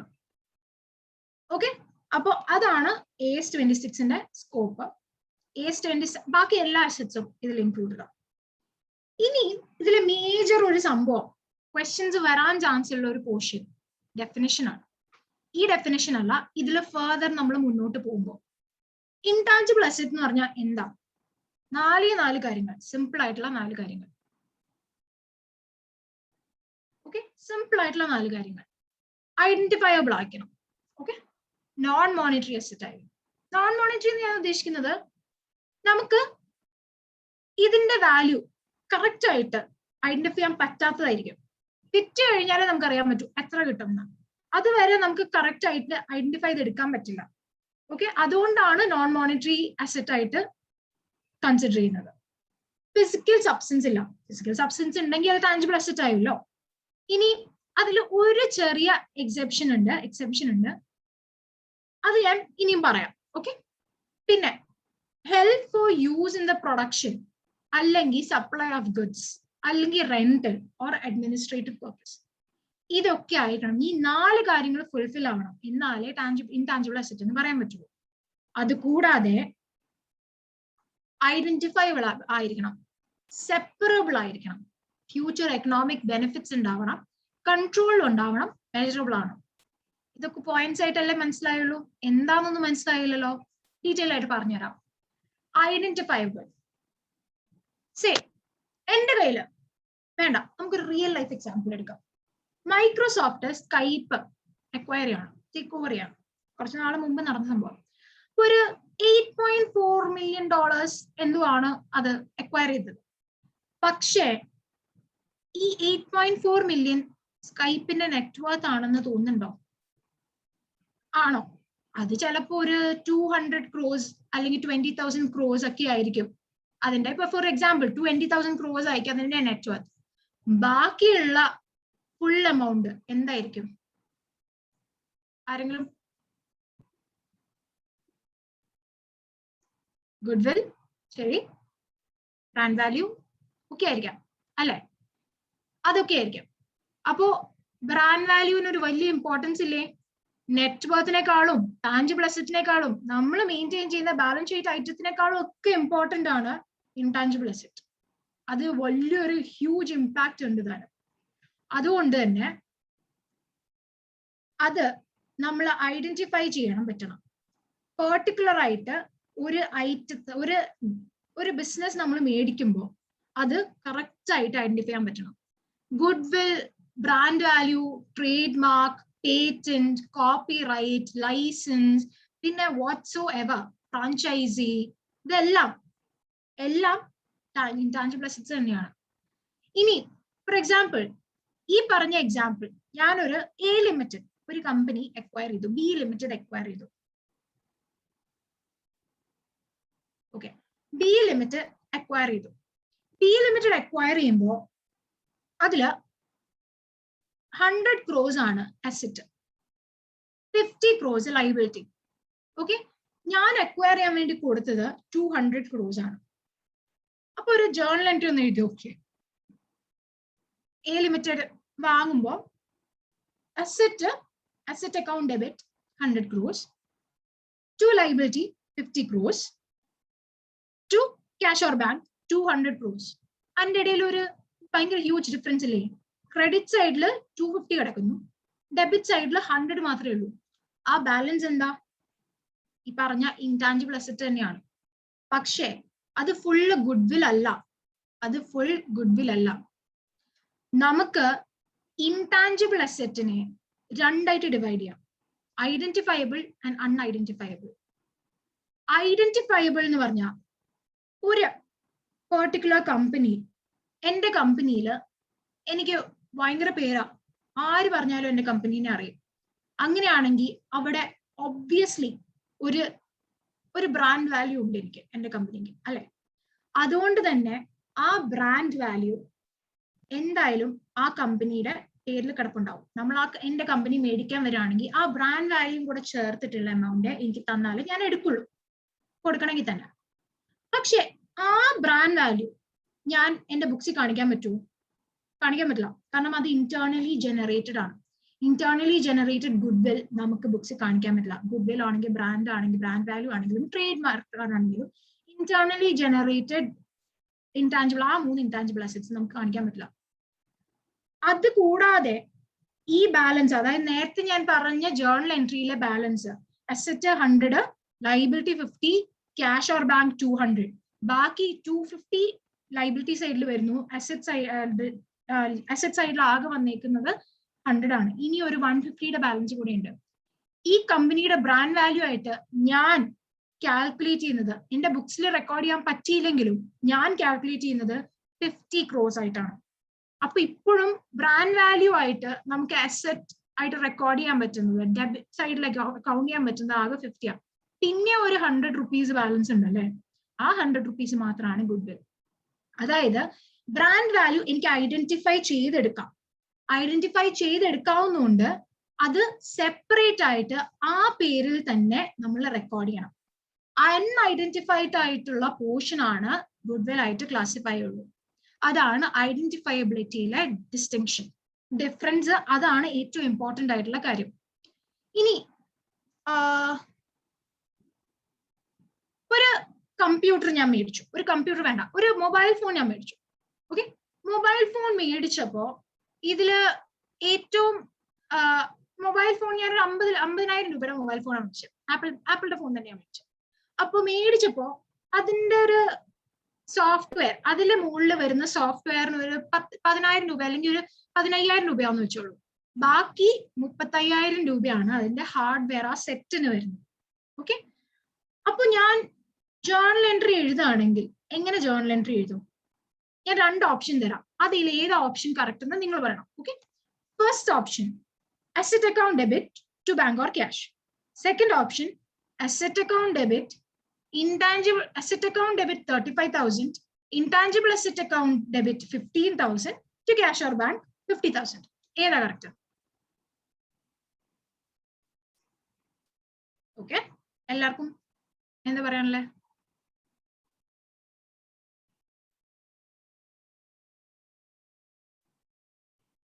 ഓക്കെ, അപ്പൊ ഫസ്റ്റ് എൻട്രി തന്നെയാ കറക്റ്റ്. കാരണം എന്തുകൊണ്ടാ? ഈ പെർട്ടിക്കുലർ സോഫ്റ്റ്വെയർ എന്നുള്ളത് സെപ്പറേറ്റ് ആയിട്ട് നമുക്ക് കാണിക്കാൻ പറ്റില്ല. കാരണം സെപ്പറേറ്റ് ആയിട്ട് എടുത്ത് ആർക്കെങ്കിലും കൊടുക്കാൻ പറ്റുമോ? നമുക്ക് ഈ ഫോൺ എന്ന സോഫ്റ്റ്വെയർ മാത്രമായിട്ട് എവിടെയെങ്കിലും കൊടുക്കാൻ പറ്റും? പക്ഷെ അതിനും ഒരു പെർട്ടിക്കുലർ ഹാർഡ്വെയർ അതിന് വേണം, അത് ട്രാൻസ്ഫർ ചെയ്യാൻ വേണ്ടി. അല്ലാതെ സോഫ്റ്റ്വെയർ ഇങ്ങനെ ഒന്നുമില്ലാത്തൊരു സാധനം നമുക്ക് എടുത്ത് ട്രാൻസ്ഫർ ചെയ്യാൻ പറ്റില്ല. സോ അതുകൊണ്ട് തന്നെ അത് സെപ്പറബിൾ അല്ല. സെപ്പറബിൾ അല്ലാത്തതുകൊണ്ട് തന്നെ അതിനെ ഡിഫറെന്റ് ആയിട്ട് കാണിക്കാൻ പറ്റില്ല നമ്മുടെ ബുക്സിൽ. അപ്പൊ അസെറ്റ് എന്ന് മാത്രം 50,000 എഴുതി വെക്കാം. അതാണ് ഇവിടെ പറയുന്നത്. സെപ്പറബിൾ ആണെങ്കിൽ മാത്രം, സെപ്പറേറ്റ് ആയിട്ട് ഡിസ്റ്റിങ്വിഷ് ചെയ്യാമെങ്കിൽ മാത്രം, സെപ്പറേറ്റ് ബോഡി സെപ്പറേറ്റ് ആയിട്ട് കാണിക്കാമെങ്കിൽ മാത്രമേ നമുക്ക് ഇൻടാഞ്ചിബിൾ അസെറ്റ് എന്ന് വിളിക്കാൻ പറ്റുള്ളൂ. ഓക്കെ, ഇനി അടുത്ത കേസ് വരുമ്പോ ഫ്യൂച്ചർ എക്കണോമിക് ബെനിഫിറ്റ്. അതറിയാലോ, ഈ സാധനം കൊണ്ട് എന്തെങ്കിലും ഉപയോഗം നമുക്ക് വേണം. അല്ലാതെ വെറുതെ ഒരു നെയിം സേക്കിന് നമ്മുടെ ബാലൻസ് ഷീറ്റിൽ എഴുതി വെക്കാനാണെങ്കിൽ മാത്രം അത് നമുക്ക് ഒരു ഉപയോഗവും. അപ്പൊ അതുകൊണ്ട് തന്നെ അത് ഫ്യൂച്ചർ എക്കണോമിക് ബെനിഫിറ്റിന് നമുക്ക് കിട്ടണം. ഓക്കെ, ഇനി കൺട്രോൾ ഉണ്ടാവണം ഈ അസറ്റിന്റെ മുകളിൽ. ഫോർ എക്സാമ്പിൾ, നമുക്ക് യൂസ് ചെയ്യാൻ വേണ്ടിയിട്ടുള്ള ഒരു സാധനം ആയിരിക്കണം. നമുക്കത് വിൽക്കാനാണെങ്കിലോ ലീസ് ചെയ്യാനാണെങ്കിലോ റെന്റ് ചെയ്യാനാണെങ്കിലോ ഒക്കെ അതിന്റെ മുകളിൽ നമുക്ക് കൺട്രോൾ ഉണ്ടാവണം. വേറൊരാൾ അതിന് ആക്സസ് ചെയ്യാതിരിക്കാനുള്ള റൈറ്റും നമ്മുടെ വേണം. We should be able to restrain the use of this asset from outsiders. അതിനും കേപ്പബിൾ ആണെങ്കിൽ മാത്രമേ അത് നമുക്ക് ഇൻടാഞ്ചിബിൾ അസറ്റ് ആയിട്ട് റെക്കോർഡ് ചെയ്യാൻ പറ്റുള്ളൂ. ഇനി ഒരു ഡൗട്ട് ഞാൻ ചോദിക്കാം. ഈ കസ്റ്റമർ ലോയൽറ്റി അല്ലെങ്കിൽ സ്റ്റാഫിന്റെ സ്കില്ല്, ഇതൊക്കെ ഇൻടാഞ്ചിബിൾ അസറ്റ് ആണോ? Staff skill of an employee or customer loyalty, ഇതൊക്കെ നമ്മുടെ ഇൻടാഞ്ചിബിൾ അസറ്റ് ആണോ? ഓക്കെ, എന്തുകൊണ്ടാണ് അതല്ലാത്തത്? യെസ്, കൺട്രോൾ ഇല്ല. ശരിയാണ്, അതിന്റെ മുകളിൽ നമുക്ക് കൺട്രോൾ ഇല്ല എന്നുള്ളതാണ്. കസ്റ്റമർ ലോയൽറ്റി, എത്ര ലോയൽ കസ്റ്റമർ ആണെങ്കിലും കുറച്ച് കഴിയുമ്പോൾ നമ്മളെ വിട്ടിട്ട് പോവാം. ഇനി സ്റ്റാഫ്, നമ്മുടെ സ്റ്റാഫിന്റെ സ്കിൽ, ബോണ്ട് ഒക്കെ ഉണ്ടെങ്കിൽ പോലും ബോണ്ട് ഉണ്ട്, നമുക്ക് കോമ്പൻസേഷൻ തന്നാൽ അല്ലെങ്കിൽ നമ്മുടെ ആ ബോണ്ട് ബ്രേക്ക് ചെയ്താലും നമ്മുടെ കോമ്പൻസേഷൻ തന്നു കഴിഞ്ഞാൽ അവർക്ക് ഇറങ്ങി പോവാം. അപ്പോ ഇതൊക്കെ നമുക്ക് കൺട്രോൾ ചെയ്യാൻ പറ്റാത്ത സാധനങ്ങളാണ്. അതുകൊണ്ട് തന്നെ ഇത് ഇൻടാഞ്ചിബിൾ അസറ്റ് അല്ല. ഇനി വരുന്നത് മെഷറബിലിറ്റി എന്ന് പറഞ്ഞാൽ മെഷറബിലിറ്റി കാരണമാണ് നമുക്ക് ഇൻടാഞ്ചിബിൾ അസറ്റ് മെഷർ ചെയ്യാൻ പറ്റാത്തതുകൊണ്ടാണ്. അത് എങ്ങനെ മെഷർ ചെയ്യും? ഇന്റേണലി ജനറേറ്റഡ് ആയിട്ടുള്ള ഒരു ഇൻടാഞ്ചിബിൾ അസറ്റ്, ഗുഡ്വിൽ, നമ്മൾ എങ്ങനെ മെഷർ ചെയ്യും? നമ്മുടെ ഗുഡ്വിൽ പുറത്ത് പോയിട്ട് ചോദിക്കാൻ പറ്റും, ഞങ്ങളുടെ ഗുഡ്വിൽ ഇതാണ്. 10 പേരോട് ചോദിച്ചാൽ 10 ആൻസർ ആയിരിക്കും പറയുന്നത്. അപ്പൊ അതുകൊണ്ട് അത് മെഷർ ചെയ്യാൻ പറ്റാത്തതുകൊണ്ടാണ് നമ്മൾ internally generated goodwill, trade mark, brand value ഇതൊന്നും എൻട്രി ചെയ്യാത്തത് ബുക്സ് ഓഫ് അക്കൗണ്ട്സിൽ. ഓക്കെ, ഇനി അതർ അസറ്റ്സ് ഉണ്ട്. ആ അതർ അസറ്റ്സിന്റെ ബാക്കി ക്ലാസിഫിക്കേഷൻ ഞാൻ പറഞ്ഞുതരാം. ഓക്കെ, നമുക്ക് ഇന്റേണലി ജനറേറ്റഡ് ആണെങ്കിലും ബുക്കിൽ റെക്കോർഡ് ചെയ്യാൻ പറ്റുന്ന കുറച്ച് അതർ അസറ്റ്സ് ഉണ്ട്. ഇനി ഒരു കാര്യം ഞാൻ നേരത്തെ പറഞ്ഞായിരുന്നു, ഈ മുന്നത്തെ സ്ലൈഡില്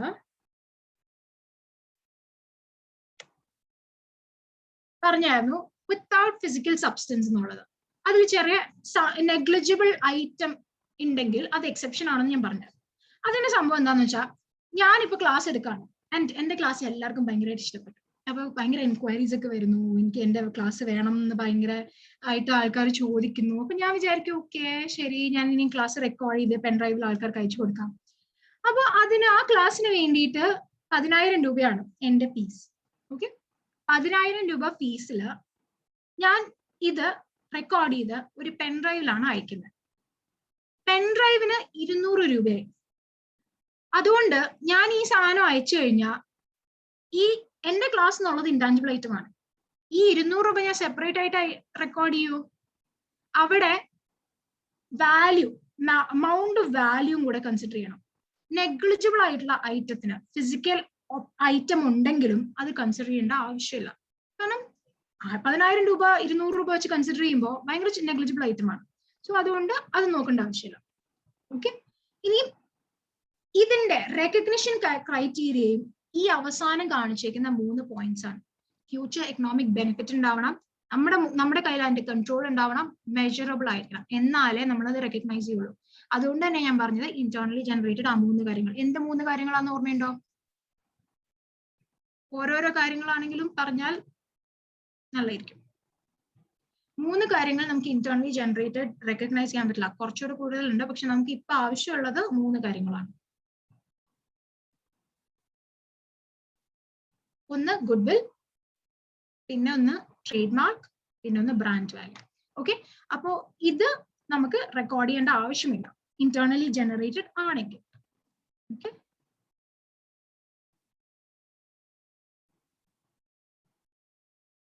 ഇനി റെക്കഗ്നിഷന്റെ കേസിൽ ഇൻടാഞ്ചിബിൾ അസറ്റ്സിനെ 2ആയിട്ട് ഡിവൈഡ് ചെയ്യാം നമുക്ക്. അക്വയർഡ് ഇൻടാഞ്ചിബിൾ അസറ്റ്സും self generated intangible asset, internally generated intangible asset. Acquired intangible അസറ്റിന്റെ കേസ് വരാണ് നമ്മൾ ക്യാഷ് കൊടുത്ത് മേടിക്കുകയാണെങ്കിൽ എന്തായാലും അത് റെക്കോർഡ് ചെയ്യണം. ക്യാഷ് കൊടുത്ത് മേടിക്കുകയാണെങ്കിൽ മാത്രമല്ല, അക്വയർഡ് ഇൻടാഞ്ചിബിൾ അസറ്റ് ആണെങ്കിൽ അത് റെക്കോർഡ് ചെയ്യണം, ബുക്സ് ഓഫ് അക്കൗണ്ട്സിൽ റെക്കോർഡ് ചെയ്യണം. ക്യാഷ് കൊടുത്ത് മേടിക്കുകയാണെങ്കിൽ അതിന്റെ എന്തായിരിക്കും അതിന്റെ കോസ്റ്റ് എന്ന് പറയുന്നത് പർച്ചേസ് കോസ്റ്റ് പ്ലസ് എന്ത് ഡയറക്ട്ലി ആട്രിബ്യൂട്ടബിൾ എക്സ്പെൻസ്, അതായത് duties and taxes, documentation charges, അങ്ങനെ അത് യൂസിലേക്ക് കൊണ്ടുവരാൻ വേണ്ടിയിട്ടുള്ള എല്ലാ കോസ്റ്റും. ഫോർ എക്സാമ്പിൾ PPE AS10 നമ്മൾ ഒരു അസറ്റ് യൂസ് ആവാൻ വേണ്ടിയിട്ട് മെറ്റീരിയൽ ഞാൻ ഗ്രൂപ്പിൽ ഇട്ടേക്കാം. ഓക്കെ, നമുക്ക് അസറ്റിന്റെ കോസ്റ്റ് എന്തൊക്കെ എടുക്കുക, അസറ്റ് യൂസിലേക്ക് കൊണ്ടുവരാൻ വേണ്ടിയിട്ട് അതിന് വരുന്ന എല്ലാ കോസ്റ്റും ഇൻക്ലൂഡിങ് ഇൻസ്റ്റലേഷൻ ചാർജസ് നമ്മൾ എടുക്കും. അപ്പൊ അതുപോലെ തന്നെ ഇവിടെയും പർച്ചേസ് കോസ്റ്റ് പ്ലസ് എന്തൊക്കെ expense directly attributable to the purchase or the for making the asset into its use, അത് എല്ലാം ഇതിനകത്തേക്ക് കൺസിഡർ ചെയ്യാം. ഓക്കെ, ഇനി അതർ ദാൻ ക്യാഷ് ആണെങ്കിൽ 2 കാര്യങ്ങളാണ് നോക്കേണ്ടത്. ഇപ്പൊ ഫോർ എക്സാമ്പിൾ നമ്മൾക്കൊരു ഇൻടാഞ്ചിബിൾ അസറ്റ് വാങ്ങണം. അതിന് വേണ്ടിയിട്ട് നമ്മുടെ കയ്യിലിരിക്കുന്ന ഒരു അസറ്റ് ആണ് കൊടുക്കുന്നത്. വാങ്ങേണ്ട കടയിലേക്ക് അല്ലെങ്കിൽ ഒരു കമ്പനിയിലേക്ക് നമ്മുടെ കയ്യിലിരിക്കുന്ന ഒരു അസറ്റ്, ഞാൻ എൻ്റെ ഒരു ബിൽഡിംഗ് വിറ്റിട്ടാണ് ഒരു ഇൻടാഞ്ചിബിൾ അസറ്റ് മേടിക്കുന്നതെങ്കിൽ ആ ബിൽഡിങ്ങിന്റെ ഫെയർ വാല്യൂ എന്താണെന്ന് നമുക്കറിയാൻ പറ്റും. ഓക്കെ, ഇനി അത് മാത്രമല്ല, നമ്മൾ ഈ മേടിക്കുന്ന ഇൻടാഞ്ചിബിൾ അസറ്റിന്റെ ഫെയർ വാല്യൂ എന്താണെന്ന് നമുക്കറിയാം, കാരണം അക്വയർഡ് ആണല്ലോ. അപ്പൊ അവര് പറയുന്ന അല്ലെങ്കിൽ നമ്മുടെ ഇൻഡസ്ട്രിയിൽ എന്താണോ പ്രിവെയിലിംഗ് പ്രൈസ്, അതൊക്കെ ആയിരിക്കും ഫെയർ വാല്യൂ. ഇതിൽ ഏതാണോ കൂടുതൽ എവിഡന്റ് അതാണ് എന്റെ cost, of acquiring that asset. Okay, that intangible asset. Okay, മനസ്സിലായല്ലോ? എന്തെങ്കിലും ഡൗട്ട് ഉണ്ടെങ്കിൽ ചോദിക്കണേ. ഇനി ഇന്റേണലി ജനറേറ്റഡ് ഇൻടാഞ്ചിബിൾ അസറ്റിന്റെ കേസ് വരുമ്പോൾ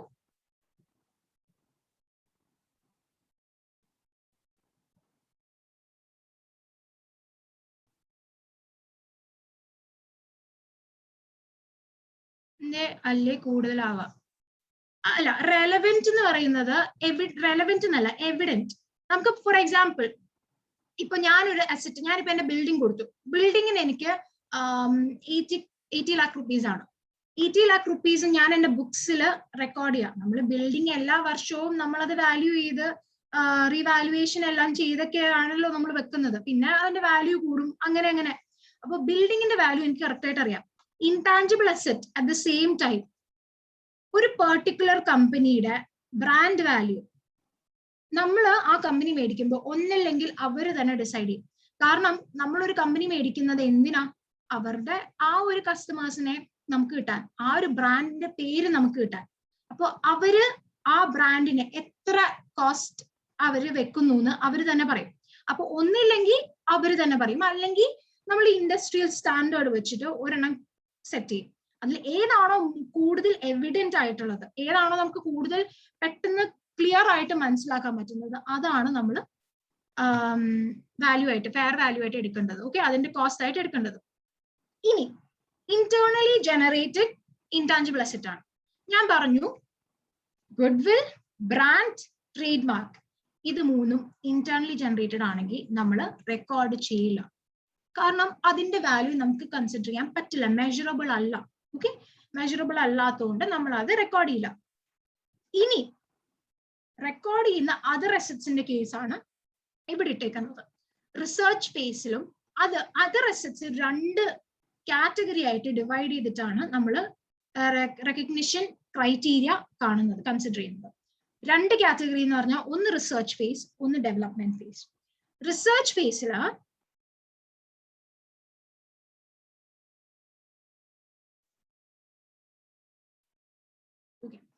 റിസർച്ച് ഫേസ് എന്ന് പറഞ്ഞു കഴിഞ്ഞാൽ നോളജ് ഗെയിൻ ചെയ്യാനുള്ള ഒരു ഫേസ് ആണ്. ഓക്കെ, അത് നോളജ് ഗെയിൻ ചെയ്യാൻ വേണ്ടി നമ്മൾ എന്തൊക്കെ ചെയ്യും?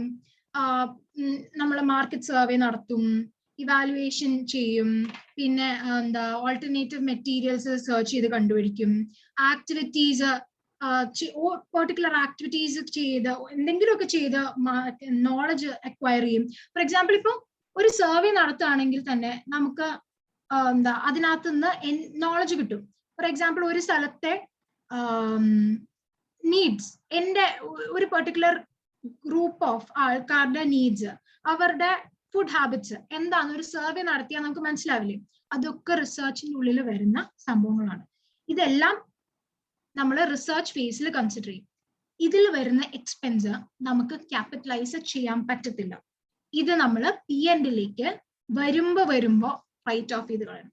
ഏത് വർഷമാണോ period in which it is incurred, it should be written off to the P&L. Okay, ഈ റിസർച്ച് ഫേസിൽ വരുന്ന എക്സ്പെൻസ് നമുക്ക് ക്യാപിറ്റലൈസ് ചെയ്യാൻ പറ്റില്ല. അത് നമുക്ക് ആകെ എക്സ്പെൻസ് ഓഫ് ചെയ്ത് കളയണം. ആ വർഷം തന്നെ അത് എക്സ്പെൻസ് ഓഫ് ചെയ്ത് കളയണം.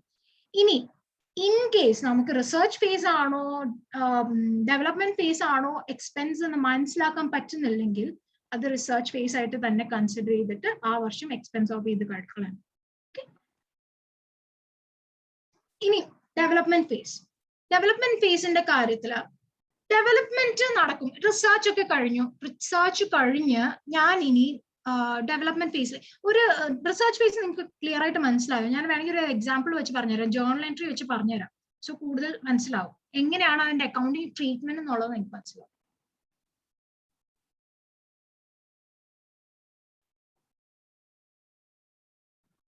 ഓക്കെ, എന്തായാലും ഞാൻ പറഞ്ഞുതരാം. ഓക്കെ, റിസർച്ച് എക്സ്പെൻസ് നമുക്ക് വന്നു. റിസർച്ച് എക്സ്പെൻസ് വരുമ്പോ എന്താ ഞാൻ ചെയ്യുക? Research expense account debit to cash bank. ഞാൻ ക്യാഷ് എക്സ്പെൻസ് കൊടുത്തു വിട്ടു. ഇനി അത് റിയർ എൻഡിൽ എങ്ങനെയാണ് P&Lലേക്ക് റൈറ്റ് ഓഫ് ചെയ്യുന്നത്? Research expense P&L account debit to research expense എന്ന് എഴുതി കളയും. ഇനി ഈ റിസർച്ച് എക്സ്പെൻസ് എന്തുകൊണ്ടാണ് നമ്മൾ ക്യാപിറ്റലൈസ് ചെയ്യാത്തത്? അൺസർട്ടൺ ആണ്. കാരണം റിസർച്ച് നടക്കുന്നതേ ഉള്ളൂ. ഇതിനി അസറ്റ് ആയിട്ട് വരുമോ ഇല്ലയോ എന്ന് നമുക്ക് അറിയില്ല. അതുകൊണ്ട് നമ്മൾ ക്യാപിറ്റലൈസ് ചെയ്യുന്നു. ഇതുകൊണ്ട് എന്തെങ്കിലും ഉപയോഗം ഉണ്ടാവുമോ എന്ന് നമുക്കറിയില്ല. എക്കണോമിക് ബെനിഫിറ്റ് ഉണ്ടാവുമോ എന്ന് നമുക്കറിയില്ല. അതുകൊണ്ട് നമ്മൾ ക്യാപിറ്റലൈസ് ചെയ്യുന്നില്ല, എക്സ്പെൻസ് ഓഫ് ചെയ്യുന്നു. ഓക്കെ, ഇനി നമ്മൾ ഡെവലപ്മെന്റ് ഫേസിന്റെ കാര്യത്തിലേക്ക് കടക്കാം. Development phase starts right when research phase ends. Research phase കഴിഞ്ഞ് പ്രൊഡക്ഷൻ തുടങ്ങുന്നതിന് ഇടയിലുള്ള ഒരു ഫേസ് ആണ് ഡെവലപ്മെന്റ് ഫേസ്. ഓക്കെ, അതില് 7 കണ്ടീഷൻസ് ഉണ്ട്. 7 കണ്ടീഷൻസ് മീറ്റ് ചെയ്താൽ മാത്രമേ നമുക്ക് അത് ഡെവലപ്മെന്റ് ഫേസിലാണ് എന്ന് മനസ്സിലാക്കാനും പറ്റുള്ളൂ. ആ എക്സ്പെൻസ് ക്യാപിറ്റലൈസ് ചെയ്യാനും പറ്റുള്ളൂ. ഓക്കെ, സോ ഈ 7 കണ്ടീഷൻസ് എന്തൊക്കെയാ? നിങ്ങൾക്ക് വേണമെങ്കിൽ അതിന് ചെറിയൊരു അക്രോണിം ഞാൻ പറഞ്ഞുതരാം. പൈററ്റ് എന്നുള്ളത് probable flow of future economic benefit ഉണ്ടാവണം. ഓക്കെ, ഇന്റൻഷൻ ടു കംപ്ലീറ്റ് ചെയ്യുമെന്ന് ഉറപ്പുണ്ടാവണം. അല്ലാതെ വെറുതെ ഞാൻ ഡെവലപ്മെന്റ് ചെയ്തിട്ട് ഓക്കെ ഇനി എനിക്ക് താല്പര്യമില്ല ഞാൻ നിർത്തിപ്പോവാം എന്നുള്ള ഒരു മെന്റാലിറ്റി ആണെങ്കിൽ പറ്റില്ല. റിലയബിളി എമൗണ്ട് മെഷർ ചെയ്യാൻ പറ്റണം. ഓക്കെ, റിലയബിളി എനിക്ക് എന്താണോ എന്റെ എക്സ്പെൻസ് വരുന്നത് അത് മെഷർ ചെയ്യാൻ പറ്റണം. ഈ സംഭവം, ഈ ഇൻടാഞ്ചിബിൾ അസറ്റ് ഉണ്ടാക്കാൻ വേണ്ടിയിട്ട്, ജനറേറ്റ് ചെയ്യാൻ വേണ്ടിയിട്ട് എനിക്ക് ഇവിടെ റിസോഴ്സസ് അവൈലബിൾ ആണോ എന്ന് മനസ്സിലാവും. ഫോർ എക്സാമ്പിൾ, ഇന്ത്യയിൽ ഒരു പെർട്ടിക്കുലർ അസറ്റ് അവൈലബിൾ അല്ല, റിസോഴ്സ് അവൈലബിൾ അല്ല. അമേരിക്കയിൽ നിന്ന് കൊണ്ടുവരാൻ പറ്റുമോ? പറ്റും. എന്നാ ഓക്കെ, അവൈലബിൾ ആണ്. പക്ഷെ ഞാൻ ഈ ലോകത്തെ കണ്ടുപിടിച്ചിട്ടില്ലാത്തൊരു സാധനം ഞാൻ കണ്ടുപിടിക്കണം, അതിനെനിക്ക് റിസോഴ്സസ് ഒന്നും ഇതുവരെ ആരും കണ്ടുപിടിച്ചിട്ടില്ലെങ്കിൽ എനിക്ക് അത് അവൈലബിൾ ആക്കാൻ പറ്റില്ല. ശരി, ഇനി ഞാൻ വർഷങ്ങൾ കുത്തിയിരുന്ന് അത് കണ്ടുപിടിച്ചിട്ട് അടങ്ങുള്ളൂ എന്നാണെങ്കിൽ ഓക്കെ ഫൈൻ. അപ്പൊ അത്രയും നാളത്തേക്കൊന്നും നമുക്ക് ഡെവലപ്മെന്റ് ഫേസ് എന്ന് വെച്ചുകൊണ്ടിരിക്കാൻ പറ്റത്തില്ല. ബാക്കിയുള്ള ക്രൈറ്റീരിയൻസും സാറ്റിസ്ഫൈ ചെയ്യണം. ഓക്കെ, പിന്നെ ടെക്നിക്കൽ ഫീസിബിലിറ്റി. മാർക്കറ്റിൽ ഇത് എത്തിച്ചു കഴിഞ്ഞാൽ വിറ്റ് പോവോ എന്നറിയണം. അല്ലാതെ ഫോർ എക്സാമ്പിൾ ഞാനൊരു പേന ഉണ്ടാക്കുകയാണ്, ഈ പേന പോലെ തന്നെ ഒരു 150 കമ്പനി സെയിം പേന ഇറക്കുന്നുണ്ട്. എന്റെ പേന വാങ്ങിച്ചില്ലെങ്കിലും യാതൊരു കുഴപ്പമില്ല ആർക്കും. സോ ഇത് മാർക്കറ്റിൽ കൊണ്ടുപോയി കഴിഞ്ഞാൽ വിറ്റ് പോവോന്ന് അറിയണം. ഓക്കെ. പിന്നെ expected to be profitable. Profit കിട്ടുമോ? വെറുതെ ഒരു സാധനം നമ്മൾ കോസ്റ്റ് മാത്രം തിരിച്ചു കിട്ടാനാണെങ്കിൽ അതിന് പ്രത്യേകിച്ച് കാര്യമില്ല. എന്തിനാ നമ്മൾ ഇത്രയും കഷ്ടപ്പെട്ട് റിസർച്ച് ഡെവലപ്മെന്റ് എല്ലാം കഴിഞ്ഞൊരു സാധനം ഇറക്കുന്നത്? ഇതിന് പ്രോഫിറ്റ് കിട്ടാൻ വേണ്ടി, ഇതിന്റെ കയ്യിൽ നിന്ന് നമുക്ക് എന്തെങ്കിലും കിട്ടാൻ വേണ്ടി. സോ അതുകൊണ്ട് പ്രോഫിറ്റബിൾ ആയിരിക്കണം. ഓക്കെ. അപ്പോ ഇതിന്റെ ചെറിയൊരു അക്രോണിം ആണ് Piret. P for probable flow of future economic benefit, I for intention to complete, R for reliably measurable, A for availability of adequate resources, technical feasibility T, and expected to be profitable E. Okay. അത് കഴിഞ്ഞു. ഇനി എന്തൊക്കെയാ development ഫേസിന്റെ examples? Construction, design, testing, pre production works, tools ഉണ്ടാക്കുന്നതിന്റെ design, എന്തെങ്കിലും നമുക്ക് ഒരു planning മുതൽ തുടങ്ങുന്ന എല്ലാ കാര്യങ്ങളും മിക്കതും ഡെവലപ്മെന്റ് ഫേസിൽ തന്നെ വരും. ഓക്കെ. ഇനി ഡെവലപ്മെന്റ് ഫേസിന്റെ ജേർണൽ എൻട്രി. ഡെവലപ്മെന്റ് ഫേസിൽ ഒരു വലിയ കാര്യം ശ്രദ്ധിക്കേണ്ടത് എന്താന്ന് വെച്ചാൽ,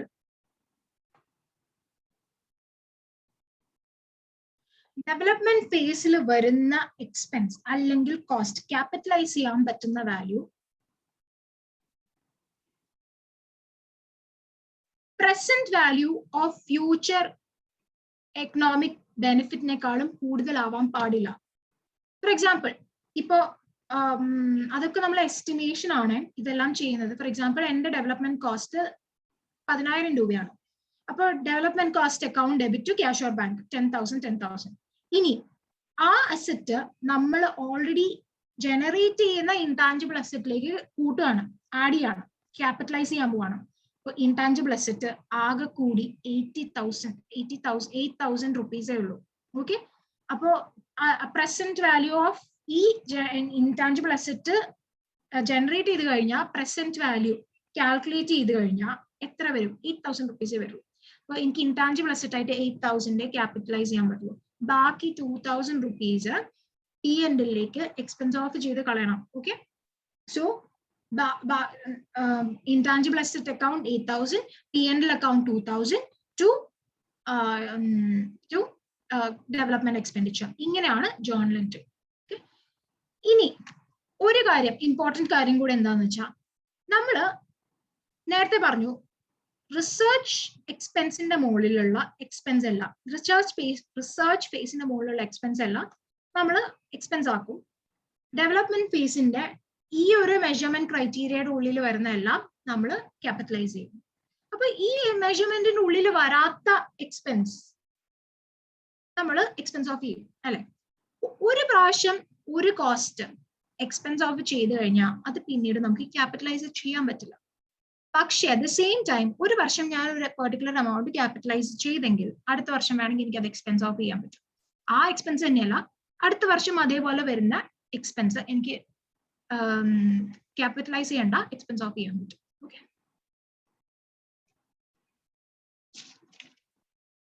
ഇനി സബ്സിക്വന്റ് എക്സ്പെൻഡിച്ചർ. സബ്സിക്വന്റ് എക്സ്പെൻഡിച്ചർ എന്ന് പറഞ്ഞാൽ, ഫോർ എക്സാമ്പിൾ, ഇൻടാഞ്ചിബിൾ അസറ്റിന് മുകളിൽ വരുന്ന ഒരു മെയിൻ്റനൻസ് അല്ലെങ്കിൽ അതിന് എന്തെങ്കിലും ഒരു ഇംപ്രൂവ്മെന്റ്, അതിന് മുകളിൽ വരുന്ന ഇംപ്രൂവ്മെന്റിന് വേണ്ടിയിട്ടുള്ള എക്സ്പെൻഡിച്ചർ. അങ്ങനത്തെ expenditure future economic benefit increase ചെയ്യുമെങ്കിൽ അത് ക്യാപിറ്റലൈസ് ചെയ്യാം. അത് ഇൻക്രീസ് ഒന്നും ചെയ്യില്ല, ആ സെയിം ലെവലിൽ മെയിൻറ്റെയിൻ ചെയ്യുമെങ്കിൽ അത് എക്സ്പെൻസ് ഓഫ് ചെയ്യണം, P&L-ലേക്ക് റൈറ്റ് ഓഫ് ചെയ്യണം. ആ ഇൻടാഞ്ചിബിൾ അസറ്റിന് എന്തെങ്കിലും ഒരു വാല്യൂ അഡീഷൻ കൊണ്ടുവരാൻ പറ്റുമെങ്കിൽ മാത്രമേ നമുക്കത് ക്യാപിറ്റലൈസ് ചെയ്യാൻ പറ്റൂ. ഫോർ എക്സാമ്പിൾ, നമ്മുടെ ടാഞ്ചിബിൾ അസറ്റ് തന്നെ ഒരു മെഷീനറി നമ്മൾ ഒരു, അല്ലെങ്കിൽ വേണ്ട, ഒരു ബിൽഡിങ്ങിൽ നമ്മളൊരു പുതിയ എക്സ്റ്റൻഷൻ കൊണ്ടുവന്നു. ആ എക്സ്റ്റൻഷൻ കാരണം നമുക്ക് ആ ബിൽഡിങ്ങിന്റെ വാല്യൂ കൂട്ടാൻ പറ്റും എങ്കിൽ അത് ക്യാപിറ്റലൈസ് ചെയ്യാം. പക്ഷെ നമ്മൾ അതിന്റെ മുകളിൽ ഒരു ടാർപോളിൻ അല്ലെങ്കിൽ അങ്ങനെ എന്തെങ്കിലും ആണ് ഇടുന്നെങ്കിൽ അതൊന്നും, അല്ലെങ്കിൽ ഒരു പെയിന്റ് അടിക്കുകയാണെങ്കിൽ അതൊന്നും എന്റെ ഇതിന്റെ വാല്യൂവിനെ കൂട്ടുന്നില്ല. അതുപോലെ തന്നെ ഇവിടെ അങ്ങനെ തന്നെയാണ്, സെയിം തിങ്. ഇനി ഡിസ്പോസൽ എന്ന് പറഞ്ഞു കഴിഞ്ഞാൽ ഞാൻ ഈ അസറ്റ് വിൽക്കാൻ ഉദ്ദേശിക്കുകയാണ്. ഓക്കെ, വിൽക്കാൻ ഉദ്ദേശിക്കുകയാണ്. ഇനി എന്റെ ബാലൻസ് ഷീറ്റിൽ ഈ അസറ്റ് ഉണ്ടാവില്ല. ഓക്കെ, ഉണ്ടാവേണ്ടാത്ത സമയം എപ്പോഴൊക്കെയാണ് ആ ഒരു ടൈം വരുന്നത്? ഒന്നെങ്കിൽ ഡിസ്പോസ് ചെയ്ത് കളയണം, അല്ലെങ്കിൽ ഇനി മുതൽ എനിക്ക് ഈ അസറ്റിൽ നിന്ന് ഒരു ഫ്യൂച്ചർ എക്കണോമിക് ബെനിഫിറ്റും ഉണ്ടാവില്ല എന്ന് മനസ്സിലാവണം. ഓക്കെ, അങ്ങനെയാണെങ്കിൽ ഇതിൽ വരുന്ന gain or loss profit and loss അക്കൗണ്ടിലേക്ക് റൈറ്റ് ഓഫ് ചെയ്യാം. ഓക്കെ, അപ്പൊ ഗെയിൻ ഓർ ലോസ് എങ്ങനെ കണ്ടുപിടിക്കും? സെയിൽ വാല്യൂ ഡിസ്പോസ് ചെയ്യാണല്ലോ, വിറ്റ് കളയാണല്ലോ. Sale value minus carrying amount of the asset. എത്രയാണോ നമ്മുടെ ബാലൻസ് ഷീറ്റിൽ ആ അസറ്റ് കിടന്നിരുന്നത് അത് കുറയ്ക്കാം. So net sale value minus carrying amount of the asset. അത്രയും ചെയ്യേണ്ടുള്ളൂ. ഇനി അമോർട്ടൈസേഷൻ. ഇത് ഓൾമോസ്റ്റ് ലാസ്റ്റ് പോർഷൻ ആയി. ഇത് തിയറി ആയതുകൊണ്ട് തന്നെ വേഗം തരും, നമുക്ക് പ്രോബ്ലം ചെയ്ത് പഠിക്കേണ്ട ആവശ്യമില്ലല്ലോ. ഓക്കെ, അത് ആക്ച്വലി ഈ സംഭവം തന്നെയാണ് നമ്മുടെ എല്ലാ ക്വസ്റ്റ്യനിലും റിപ്പീറ്റഡ് ആയിട്ട് വരുന്നത്. സോ അത് വായിച്ചു നോക്കിയാൽ മതി, എല്ലാം ഇത് തന്നെയാണ്. ഓക്കെ, ഇനി അമോർട്ടൈസേഷൻ. അമോർട്ടൈസേഷൻ എന്ന് പറഞ്ഞു കഴിഞ്ഞാൽ ഫിക്സ്ഡ് അസറ്റ്സ്, ടാഞ്ചിബിൾ അസറ്റ്സ് നമ്മൾ ഡിപ്രീഷിയേറ്റ് ചെയ്യും. അത് തന്നെയാണ് ഇൻടാഞ്ചിബിൾ അസറ്റ്സിന്റെ ഡിപ്രീസിയേഷൻ ആണ് അമോർട്ടൈസേഷൻ. ഓക്കെ, അത് ഒരു സിസ്റ്റമാറ്റിക് ബേസിസിൽ യൂസ്ഫുൾ ലൈഫിൽ അമോർട്ടൈസ് ചെയ്ത് കളയണം. ഓക്കെ, അമോർട്ടൈസേഷൻ അസറ്റ് യൂസ് ചെയ്ത് തുടങ്ങുന്ന സമയം മുതൽ അമോർട്ടൈസ് ചെയ്യാം നമുക്ക്. ഈ നേരത്തെ പറഞ്ഞ ഡെവലപ്മെന്റ് ഫേസിൽ വരുന്ന എക്സ്പെൻഡിച്ചറും ക്യാപിറ്റലൈസ് ചെയ്യുന്നതുകൊണ്ട് കൂടെ തന്നെ നമുക്ക് അമോർട്ടൈസ് ചെയ്യാൻ പറ്റുന്നതാണ്. ഓക്കെ, അമോർട്ടൈസേഷൻ ഒന്നെങ്കിൽ സ്ട്രേറ്റ് ലൈൻ മെത്തേഡിൽ നമുക്ക് ചെയ്യാം. ഇപ്പൊ ഫ്യൂച്ചർ എക്കണോമിക് ലൈഫ് ഡിറ്റർമൈൻ ചെയ്യാൻ പറ്റില്ലെങ്കിൽ സ്ട്രേറ്റ് ലൈൻ മെത്തേഡാണ് ഫോളോ ചെയ്യേണ്ടത്. ഡിറ്റർമൈൻ ചെയ്യാൻ പറ്റുമെങ്കിൽ അത് നമ്മൾ ഫ്യൂച്ചർ എക്കണോമിക് ബെനിഫിറ്റ് ഏത് പ്രൊപ്പോസിഷനിലാണോ വരുന്നത് ആ രീതിയിലാണ് നമ്മൾ അമോർട്ടൈസ് ചെയ്യേണ്ടത്. ഒരു എക്സാമ്പിൾ നിങ്ങൾ ഒന്ന് ഒരു പേപ്പർ എടുത്ത് എഴുതിക്കോളൂ. ഒരു അസറ്റ് 3 വർഷം 1 lakh റുപ്പീസിന്റെ അസറ്റ് ആണ്. ഓക്കെ, 1 lakh റുപ്പീസിന്റെ അസറ്റ് 3 വർഷത്തേക്ക് നിങ്ങൾക്ക് ഹോൾഡ് ചെയ്യാം. 3 വർഷം ഹോൾഡ് ചെയ്യുമ്പോൾ സ്ട്രേറ്റ് ലൈൻ മെത്തേഡ്, എനിക്ക് അതിന്റെ ഫ്യൂച്ചർ എക്കണോമിക് ബെനിഫിറ്റ് എത്രയാണെന്ന് ക്ലിയർ ആയിട്ട് മനസ്സിലാവുന്നില്ല എങ്കിൽ അത് ഞാൻ അമോർട്ടൈസ് ചെയ്യേണ്ടത് 1 lakh ഡിവൈഡഡ് ബൈ 3 അതാണ് ചെയ്യേണ്ടത്. ഓക്കെ, അങ്ങനെയാണ് ഞാൻ അമോർട്ടൈസ് ചെയ്ത് കളയേണ്ടത്. അപ്പൊ 3 വർഷത്തേക്ക് 1 lakh ഡിവൈഡഡ് ബൈ 3 എത്രയാണോ കിട്ടുന്നത് അത്രയും അമോർട്ടൈസ് ചെയ്ത് കളയാം. ഇൻ കേസ് എനിക്ക് ഫ്യൂച്ചർ എക്കണോമിക് ബെനിഫിറ്റ് ഈ 3 വർഷത്തെയും ഫ്യൂച്ചർ എക്കണോമിക് ബെനിഫിറ്റ് എനിക്ക് അറിയാം. ഫസ്റ്റ് ഇയറിൽ എനിക്ക് ഒരു 20,000 എക്കണോമിക് ബെനിഫിറ്റ് കിട്ടും, പിന്നെ ഒരു 10,000 കിട്ടും, പിന്നെ ഒരു 5,000 കിട്ടും.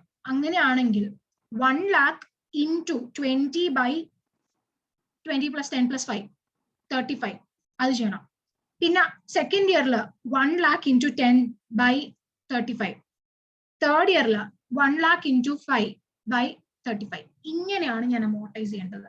ഓക്കെ, എന്താണോ എന്റെ ഫ്യൂച്ചർ എക്കണോമിക് ബെനിഫിറ്റ് ആ പ്രൊപ്പോസിഷൻ ആ ഒരു ഫോർമാറ്റിൽ തന്നെ എങ്ങനെയാണോ എനിക്ക് ഫ്യൂച്ചർ എക്കണോമിക് ബെനിഫിറ്റ് വരേണ്ടത് ആ രീതിയിലാണ് ഞാൻ അത് റൈറ്റ് ഓഫ് ചെയ്യേണ്ടത്, അമോർട്ടൈസ് ചെയ്ത് കളയേണ്ടത്. ഓക്കെ, ഇനി AS 26 അനുസരിച്ച് ഇൻടാഞ്ചിബിൾ അസറ്റ്സിന് യൂസ്ഫുൾ ലൈഫ് മാക്സിമം 10 years ആണ്.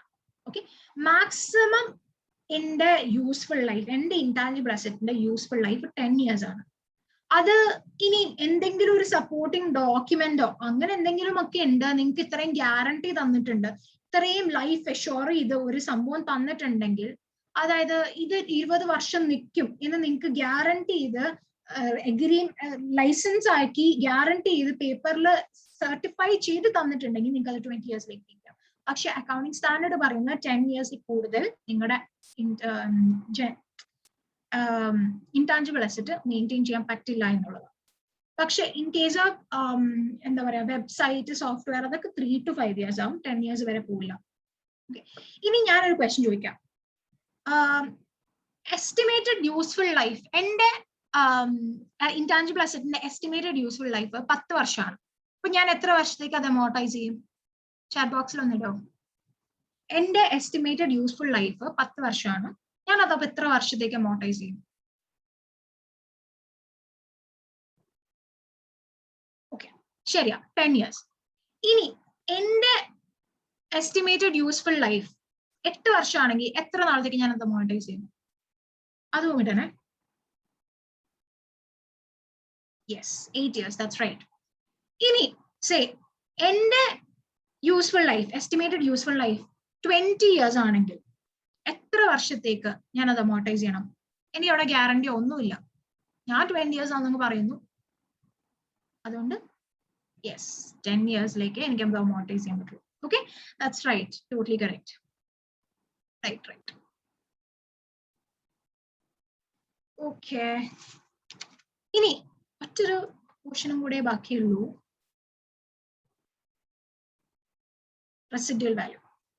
റെസിഡ്യൂവൽ വാല്യൂ ഇൻടാഞ്ചിബിൾ അസറ്റ്സ്, നമ്മൾ ഈ ഫിക്സ്ഡ് അസറ്റ്സ് ഒക്കെ കൺസിഡർ ചെയ്യുമ്പോൾ ഡിപ്രീസിയേഷൻ കാൽക്കുലേറ്റ് ചെയ്യുന്നതിന് മുമ്പ് നമ്മൾ ആ ടോട്ടൽ കോസ്റ്റ് ഓഫ് അസറ്റ് എന്ന റെസിഡ്യൂവൽ വാല്യൂ സബ്ട്രാക്ട് ചെയ്തിട്ട് അതിന്റെ മുകളിലാണ് ഡിപ്രീസിയേഷൻ നമ്പർ ഓഫ് ഇയേഴ്സ് വെച്ച് ഡിവൈഡ് ചെയ്ത് കാൽക്കുലേറ്റ് ചെയ്യുന്നത്. ഇവിടെ ഇൻടാഞ്ചിബിൾ അസറ്റിന്റെ വാല്യൂ നില്ലാണ്, റെസിഡ്യൂവൽ വാല്യൂ ഇല്ല. അത് റെസിഡ്യൂവൽ വാല്യൂ എന്ന് പറഞ്ഞാൽ അറിയാലോ, സ്ക്രാപ്പ് വാല്യൂ എന്താ? ഇൻ കേസ് ആരെങ്കിലും ജസ്റ്റിഫൈ ചെയ്ത് ഗ്യാരണ്ടി തന്നേക്കാണ് എനിക്ക്, ഞാനൊരു 10 വർഷം കഴിഞ്ഞ് ഇത് എടുത്തുകൊണ്ട് പോവാം, 20,000 രൂപയ്ക്ക് ഞാനിത് എടുത്തുകൊണ്ട് പോവാം എന്ന് പറയുകയാണെങ്കിൽ എന്റെ റെസിഡ്യൂവൽ വാല്യൂ 20,000 രൂപയാവും. ഓക്കെ, അതാണ് റെസിഡ്യൂവൽ വാല്യൂന്റെ കേസ്. ഓക്കെ,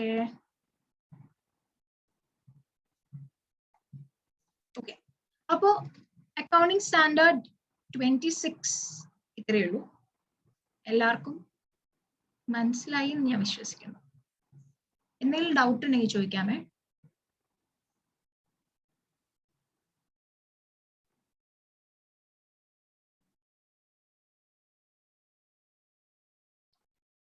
ഡൗട്ട് എന്തെങ്കിലും ഉണ്ടോ? ഓക്കെ, മാം വിളിക്കണ്ട കേട്ടോ, ഞാൻ നിങ്ങളെപ്പോലെ ഒരു സ്റ്റുഡന്റ് ആണ്. ഓക്കെ, അമോർട്ടൈസേഷൻ ഒന്നും കൂടെ പറയണോ? ഏത് കണ്ടീഷൻസാ? റെക്കഗ്നിഷന്റെ കണ്ടീഷൻ. ഓക്കെ, പറയാം. അമോർട്ടൈസേഷൻ ചെയ്യുമ്പോൾ നമ്മള് 10 വർഷമാണ് നമ്മുടെ യൂസ്ഫുൾ ലൈഫ്. AS 26 പറയുന്നത് 10 വർഷമാണ്. അപ്പൊ നമ്മള് അമോർട്ടൈസ് ചെയ്യാൻ പറ്റുന്നതും ഈ 10 വർഷത്തേക്ക് മാത്രമാണ്. അതിൽ കുറവാണ് നമ്മൾ എസ്റ്റിമേറ്റ് ചെയ്യുന്നെങ്കിൽ അതിൽ കുറവ് നമുക്ക് അമോർട്ടൈസ് ചെയ്യാം. അപ്പൊ അമോർട്ടൈസ് ചെയ്യുമ്പോൾ നമ്മുടെ ആക്ച്വൽ കോസ്റ്റ്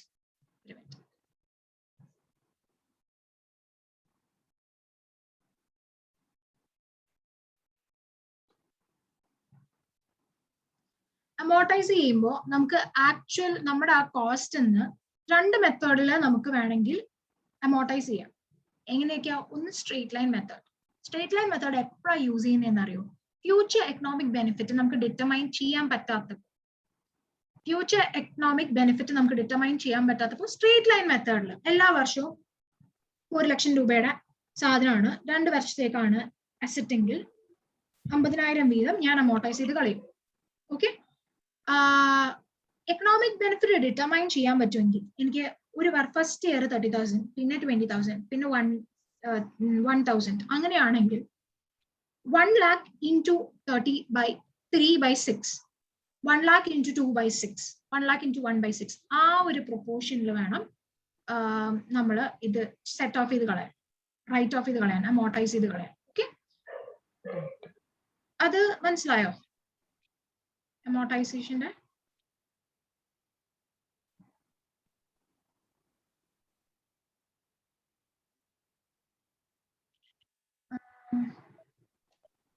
ഒരു ഡൗട്ട് കൂടെ ഒന്ന് കിടപ്പുണ്ടല്ലോ.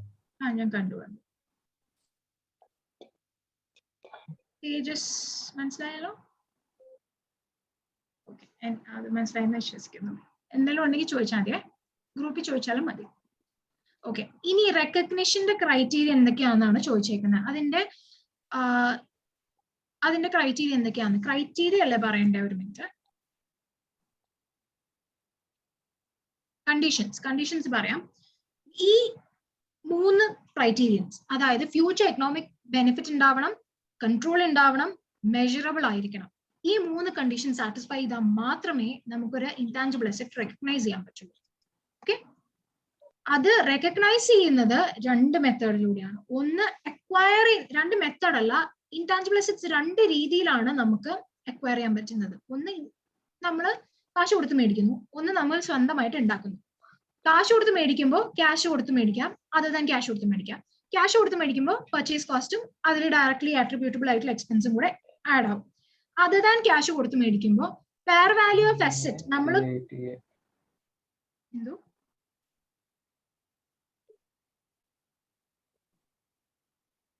Okay fair value of intangible assets നമ്മൾ കൊടുക്കുന്ന അസറ്റിന്റെ ഫെയർ വാല്യൂ അല്ലെങ്കിൽ നമ്മൾ വാങ്ങുന്ന ഇൻടാഞ്ചിബിൾ അസറ്റിന്റെ ഫെയർ വാല്യൂ, ഇത് ഏതാണോ കൂടുതൽ എവിഡന്റ് ആയിട്ട് നമുക്ക് ഐഡന്റിഫൈ ചെയ്യാൻ പറ്റുന്നത് അതിന്റെ വാല്യൂ ആണ് നമ്മൾ ബുക്സ് ഓഫ് അക്കൗണ്ട്സിൽ റെക്കോർഡ് ചെയ്യേണ്ടത്. ഇനി ഇന്റേർണലി ജനറേറ്റഡ് ആണെങ്കിൽ രണ്ട് കേസസ് ഉണ്ട് അതില്. Asset internally generated like goodwill, trade mark, brand, അതൊക്കെ ആണെങ്കിൽ നമുക്ക് റെക്കോർഡ് ചെയ്യേണ്ട ആവശ്യമില്ല, കാരണം അതിന്റെ വാല്യൂ നമുക്ക് ഐഡന്റിഫൈ ചെയ്യാൻ പറ്റില്ല. ഇനി റിസർച്ച് ഫേസ് അല്ലെങ്കിൽ development phase, research and development ഫേസിൽ കൂടി ഇന്റേർണലി ജനറേറ്റ് ചെയ്യാൻ പറ്റുകയാണ് ഇൻടാഞ്ചിബിൾ അസറ്റ് എങ്കിൽ അതിന് രണ്ട് തരത്തിലുള്ള കണ്ടീഷൻസ് ആണ് ഫോളോ ചെയ്യേണ്ടത്. അത് ഞാൻ എക്സ്പ്ലെയിൻ ചെയ്യണോ? മനസ്സിലായോ?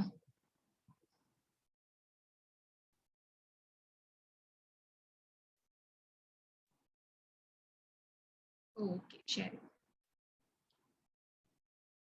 ഓക്കെ, ഇനി വേറെന്തെങ്കിലും?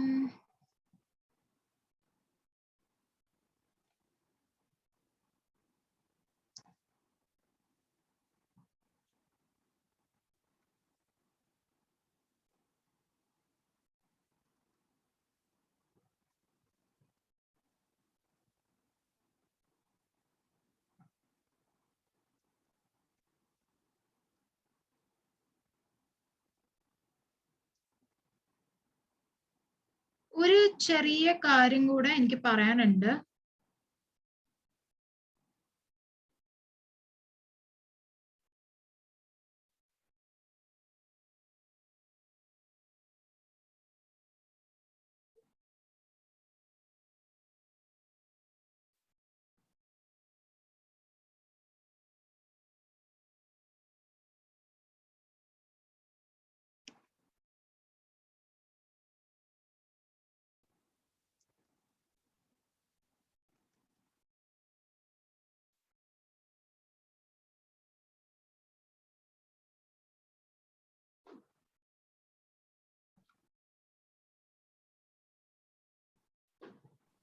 എന്തെങ്കിലും ഡൗട്ട്സ് നിങ്ങൾക്ക് ഉണ്ടെങ്കിൽ ചോദിക്കാം കേട്ടോ.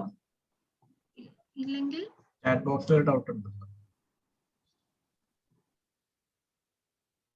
സോഫ്റ്റ്വെയറിൽ സെപ്പറബിലിറ്റിയോ? മറ്റേ ഞാൻ പറഞ്ഞ പെൻഡ്രൈവിന്റെ എക്സാമ്പിൾ ആണോ, അതോ മൊബൈൽ ഫോണിന്റെ എക്സാമ്പിൾ ആണോ? മൊബൈൽ ഫോണിന്റെ എക്സാമ്പിൾ ആണെങ്കിൽ നമ്മൾ അസറ്റ് മേടിക്കുമ്പോൾ മൊബൈൽ ഫോണും സോഫ്റ്റ്വെയറും, അതിനകത്ത് ഹാർഡ്വെയറും ഉണ്ടാവും സോഫ്റ്റ്വെയറും ഉണ്ടാവും. അപ്പൊ ഈ സോഫ്റ്റ്വെയറിന് ഒരു 10,000 രൂപയാണെങ്കിൽ ഹാർഡ്വെയറിന് ഒരു 20,000 രൂപയാണെങ്കിൽ ടോട്ടൽ മൊബൈലിന്റെ മൊബൈൽ എന്നുള്ള അസറ്റിന്റെ വാല്യൂ വരുന്നത് 30,000 രൂപയാണ്. 30,000 രൂപയിൽ നമ്മൾ ജേർണൽ എൻട്രി എഴുതുമ്പോൾ അല്ലെങ്കിൽ ഒരു അസറ്റ് റെക്കഗ്നൈസ് ചെയ്യുമ്പോൾ asset account debit 30,000 to cash എന്നായിരിക്കും നമ്മൾ റെക്കഗ്നൈസ് ചെയ്യുന്നത്. അല്ലാതെ asset account 20,000 to intangible asset 10,000 എന്ന് പറഞ്ഞ് നമ്മൾ റെക്കഗ്നൈസ് ചെയ്യില്ല. രണ്ടും കൂടെ ചേർത്താണ് റെക്കഗ്നൈസ് ചെയ്യുന്നത്. വേറൊന്നും കൊണ്ടല്ല, ഈ സോഫ്റ്റ്വെയർ എന്നുള്ള സാധനം അത് മാത്രമായിട്ട് സെപ്പറേറ്റ് ആയിട്ട് നമുക്ക് ഒരിടത്ത് കൊടുക്കാനോ വിൽക്കാനോ സെല് ചെയ്യാനോ അല്ലെങ്കിൽ റെന്റ് കൊടുക്കാനോ പറ്റില്ല. ഈ മൊബൈലും കൂടെ ഉണ്ടെങ്കിലേ നമുക്ക് ഈ സോഫ്റ്റ്വെയർ കൊണ്ട് യൂസ് ഉള്ളൂ. സോ അതുകൊണ്ട് അത് സെപ്പറബിൾ അല്ലാത്തത് കൊണ്ട് തന്നെ അത് നമുക്ക് സെപ്പറേറ്റ് ആയിട്ട് റെക്കഗ്നൈസ് ചെയ്യാൻ പറ്റത്തില്ല. ഹലോ, ഈ ഡൗട്ട് ചോദിച്ചതാണ്. ചില ഓർഗനൈസേഷൻസ് അപ്പോ വിൻഡോസിനെ ഇൻടാഞ്ചിബിൾ അസറ്റ് ആയിട്ട് ട്രീറ്റ് ചെയ്യുന്ന അപ്പോ റോങ് ട്രീറ്റ്മെന്റ് ആണോ? അല്ല, റോങ് ട്രീറ്റ്മെന്റ് അല്ല. അത് നമ്മള് ലൈസൻസ് എടുക്കില്ലേ കാശ് കൊടുത്ത് സെപ്പറേറ്റ് ആയിട്ട് അഡീഷണൽ, അതുകൊണ്ടാണ്. അത് ലൈസൻസ് നമുക്ക് കിട്ടുകയാണ് അതിന്റെ മുകളിലുള്ള. അത് നമുക്ക് വേണമെങ്കിൽ ആ ലൈസൻസ് വേറൊരാൾക്ക് കൊടുത്താൽ അത് അയാൾക്ക് യൂസ് ചെയ്യാം എന്നും പറഞ്ഞ് ആ ലൈസൻസ് വെച്ചിരുന്ന അസറ്റ് നമുക്ക് യൂസ് ചെയ്യാതിരിക്കാൻ പറ്റില്ല എന്നില്ല. ഈ ലൈസൻസ് നമുക്ക് വേണമെങ്കിൽ ഈ ലൈസൻസ് എടുത്ത ലൈസൻസ് നമുക്ക് വേറൊരാൾക്ക് കൊടുത്താൽ ആ ലൈസൻസ് മാത്രമായിട്ട് അയാൾക്ക് യൂസ് ചെയ്യാൻ പറ്റും. മനസ്സിലായോ? അത് സെപ്പറേറ്റ് ആക്കിയാലും നമുക്ക് എടുക്കാൻ പറ്റും. മനസ്സിലായോ?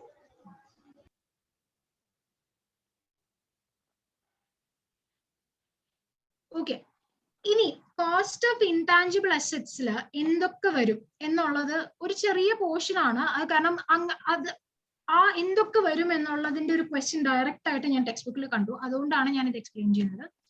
കോസ്റ്റ് ഇൻക്ലൂഡ് ചെയ്യുന്നത് മെറ്റീരിയൽസ് സർവീസ് ജനറേറ്റ് ചെയ്യാൻ വേണ്ടി ഉപയോഗിക്കുന്ന, ഇൻടാഞ്ചിബിൾ അസറ്റ്സ് ജനറേറ്റ് ചെയ്യാൻ വേണ്ടി ഉപയോഗിക്കുന്ന മെറ്റീരിയൽസ് ആൻഡ് സർവീസ്, അതിന്റെ മുകളിൽ വരുന്ന എക്സ്പെൻസ് എല്ലാത്തിലും എല്ലാം കോസ്റ്റ് ആയിട്ട് ഇൻക്ലൂഡ് ചെയ്യാം. സാലറി, എംപ്ലോയീസിന് കൊടുക്കുന്ന സാലറി, വേജസ്, പേഴ്സണൽസിന് കൊടുക്കുന്ന എന്തെങ്കിലും എക്സ്ട്രാ ബെനിഫിറ്റ്സ്, അതെല്ലാം അസറ്റ് ജനറേറ്റ് ചെയ്യാൻ വേണ്ടിയിട്ട് കൊടുക്കുന്ന എല്ലാം കോസ്റ്റ് ആയിട്ട് ഇൻക്ലൂഡ് ചെയ്യാം. എനി എക്സ്പെൻഡിച്ചർ ആ അസറ്റ് ജനറേറ്റ് ചെയ്യാൻ വേണ്ടി ഡയറക്റ്റ് ആയിട്ട് അട്രിബ്യൂട്ടബിൾ ആവുന്ന എന്തും നമുക്ക് ഇൻടാഞ്ചിബിൾ അസറ്റിന്റെ മുകളിൽ കോസ്റ്റ് ആയിട്ട് ക്യാപിറ്റലൈസ് ചെയ്യാം. ഫോർ എക്സാമ്പിൾ ലൈസൻസിന് നമ്മൾ ലൈസൻസ് എടുക്കാൻ വേണ്ടി നമ്മൾ രജിസ്ട്രേഷൻ ഫീസ് കൊടുക്കില്ലേ, പിന്നെ ചില ഇമ്പോർട്ട് ഡ്യൂട്ടി ഒക്കെ എടുക്കാൻ വേണ്ടിയിട്ട് ഫീസ് കൊടുക്കണം, അങ്ങനത്തെ കുറെ കാര്യങ്ങൾക്ക് നമുക്ക് ഫീസ് ഒക്കെ കൊടുക്കേണ്ടി വരും. അതൊക്കെ നമുക്ക് കോസ്റ്റ് ആയിട്ട് എടുക്കാം. പിന്നെ എന്തെങ്കിലും ഓവർ ഹെഡ് എക്സ്പെൻസസ് ഉണ്ടെങ്കിലും അത് നമുക്ക് കോസ്റ്റ് ആയിട്ട് എടുക്കാം. ഇനി നമുക്ക് കോസ്റ്റ് ആയിട്ട് എടുക്കാൻ പറ്റാത്തത്, അത് ചിലപ്പോൾ നമ്മൾ ഈ ഇൻടാഞ്ചിബിൾ അസറ്റ് വാങ്ങുമ്പോൾ ഇതൊക്കെ നമുക്ക് എക്സ്പെൻസ് ആയിട്ട് വരുമായിരിക്കും, പക്ഷെ നമുക്കത് കോസ്റ്റ് ആയിട്ട് എടുക്കാൻ പറ്റാത്തത് സെല്ലിംഗ് അഡ്മിനിസ്ട്രേറ്റീവ് എക്സ്പെൻസുകൾ. അത് ഡയറക്ട്ലി അട്രിബ്യൂട്ടബിൾ അല്ല എങ്കിൽ, ഫോർ എക്സാമ്പിൾ ഇപ്പൊ ഞാൻ ലൈസൻസ് മേടിക്കാൻ വേണ്ടി ഒരു കാർ എടുത്തുകൊണ്ട് പോയി. ലൈസൻസ് മേടിക്കാൻ വേണ്ടി എനിക്ക് വേണമെങ്കിൽ നടന്നു പോയാലും മതിയായിരുന്നു, പക്ഷെ കാറൊക്കെ റെന്റ് ചെയ്ത് ഞാൻ പോയി, കാറൊക്കെ റെന്റിനെടുത്ത് പോയി. അതൊന്നും എനിക്ക് ഈ ഇൻടാഞ്ചിബിൾ അസറ്റിന്റെ കോസ്റ്റ് ആയിട്ട് എടുക്കാൻ പറ്റത്തില്ല. പിന്നെ ട്രെയിൻ, ഈ സ്റ്റാഫിനെ ഈ അസറ്റ്, ഇൻടാഞ്ചിബിൾ അസറ്റ് ഉപയോഗിക്കാൻ വേണ്ടി സ്റ്റാഫിനെ ട്രെയിൻ ചെയ്യുന്ന എക്സ്പെൻസുകളില്ലേ. ഇപ്പൊ സോഫ്റ്റ്വെയർ, ഇപ്പൊ സാപ്പ് നമുക്ക് അറിയില്ല, പലർക്കും അറിയില്ല, കുറച്ചു പേർക്കേ അറിയുള്ളൂ. അപ്പോൾ സാപ്പ് എന്റെ കമ്പനിയിൽ ഇൻസ്റ്റാൾ ചെയ്യുകയാണ്. അപ്പൊ ഞാൻ സാപ്പിന്റെ ലൈസൻസ് ഒക്കെ എടുത്തു. എന്നിട്ട് എന്റെ സ്റ്റാഫിന് ആർക്കും സാപ്പ് ഉപയോഗിക്കാൻ അറിയില്ലെങ്കിൽ അവർക്ക് ട്രെയിനിങ് കൊടുക്കും. ആ ട്രെയിനിങ്ങിന്റെ എക്സ്പെൻസ് ഒന്നും നമുക്ക് ഇൻടാഞ്ചിബിൾ അസറ്റിന്റെ കോസ്റ്റ് ആയിട്ട് എടുക്കാൻ പറ്റത്തില്ല. ഓക്കെ, ഇതൊക്കെയാണ് കോസ്റ്റ് എന്തെടുക്കണം എന്തെടുക്കാൻ പാടില്ല എന്നുള്ളതിന്റെ ഒരു ചെറിയ എക്സ്പ്ലനേഷൻ. ഇത്രയും കൂടെ ഉള്ളൂ. That's it. Okay.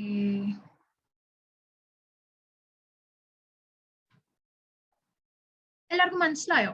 എന്തെങ്കിലും ഒരു ഐഡിയ കിട്ടിയോ?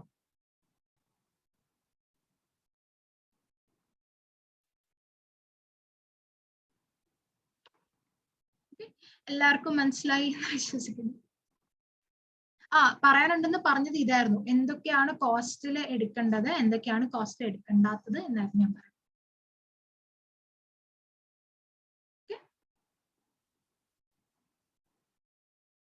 ഓക്കെ അല്ലേ? ശരി. അപ്പോൾ that is the end of our session.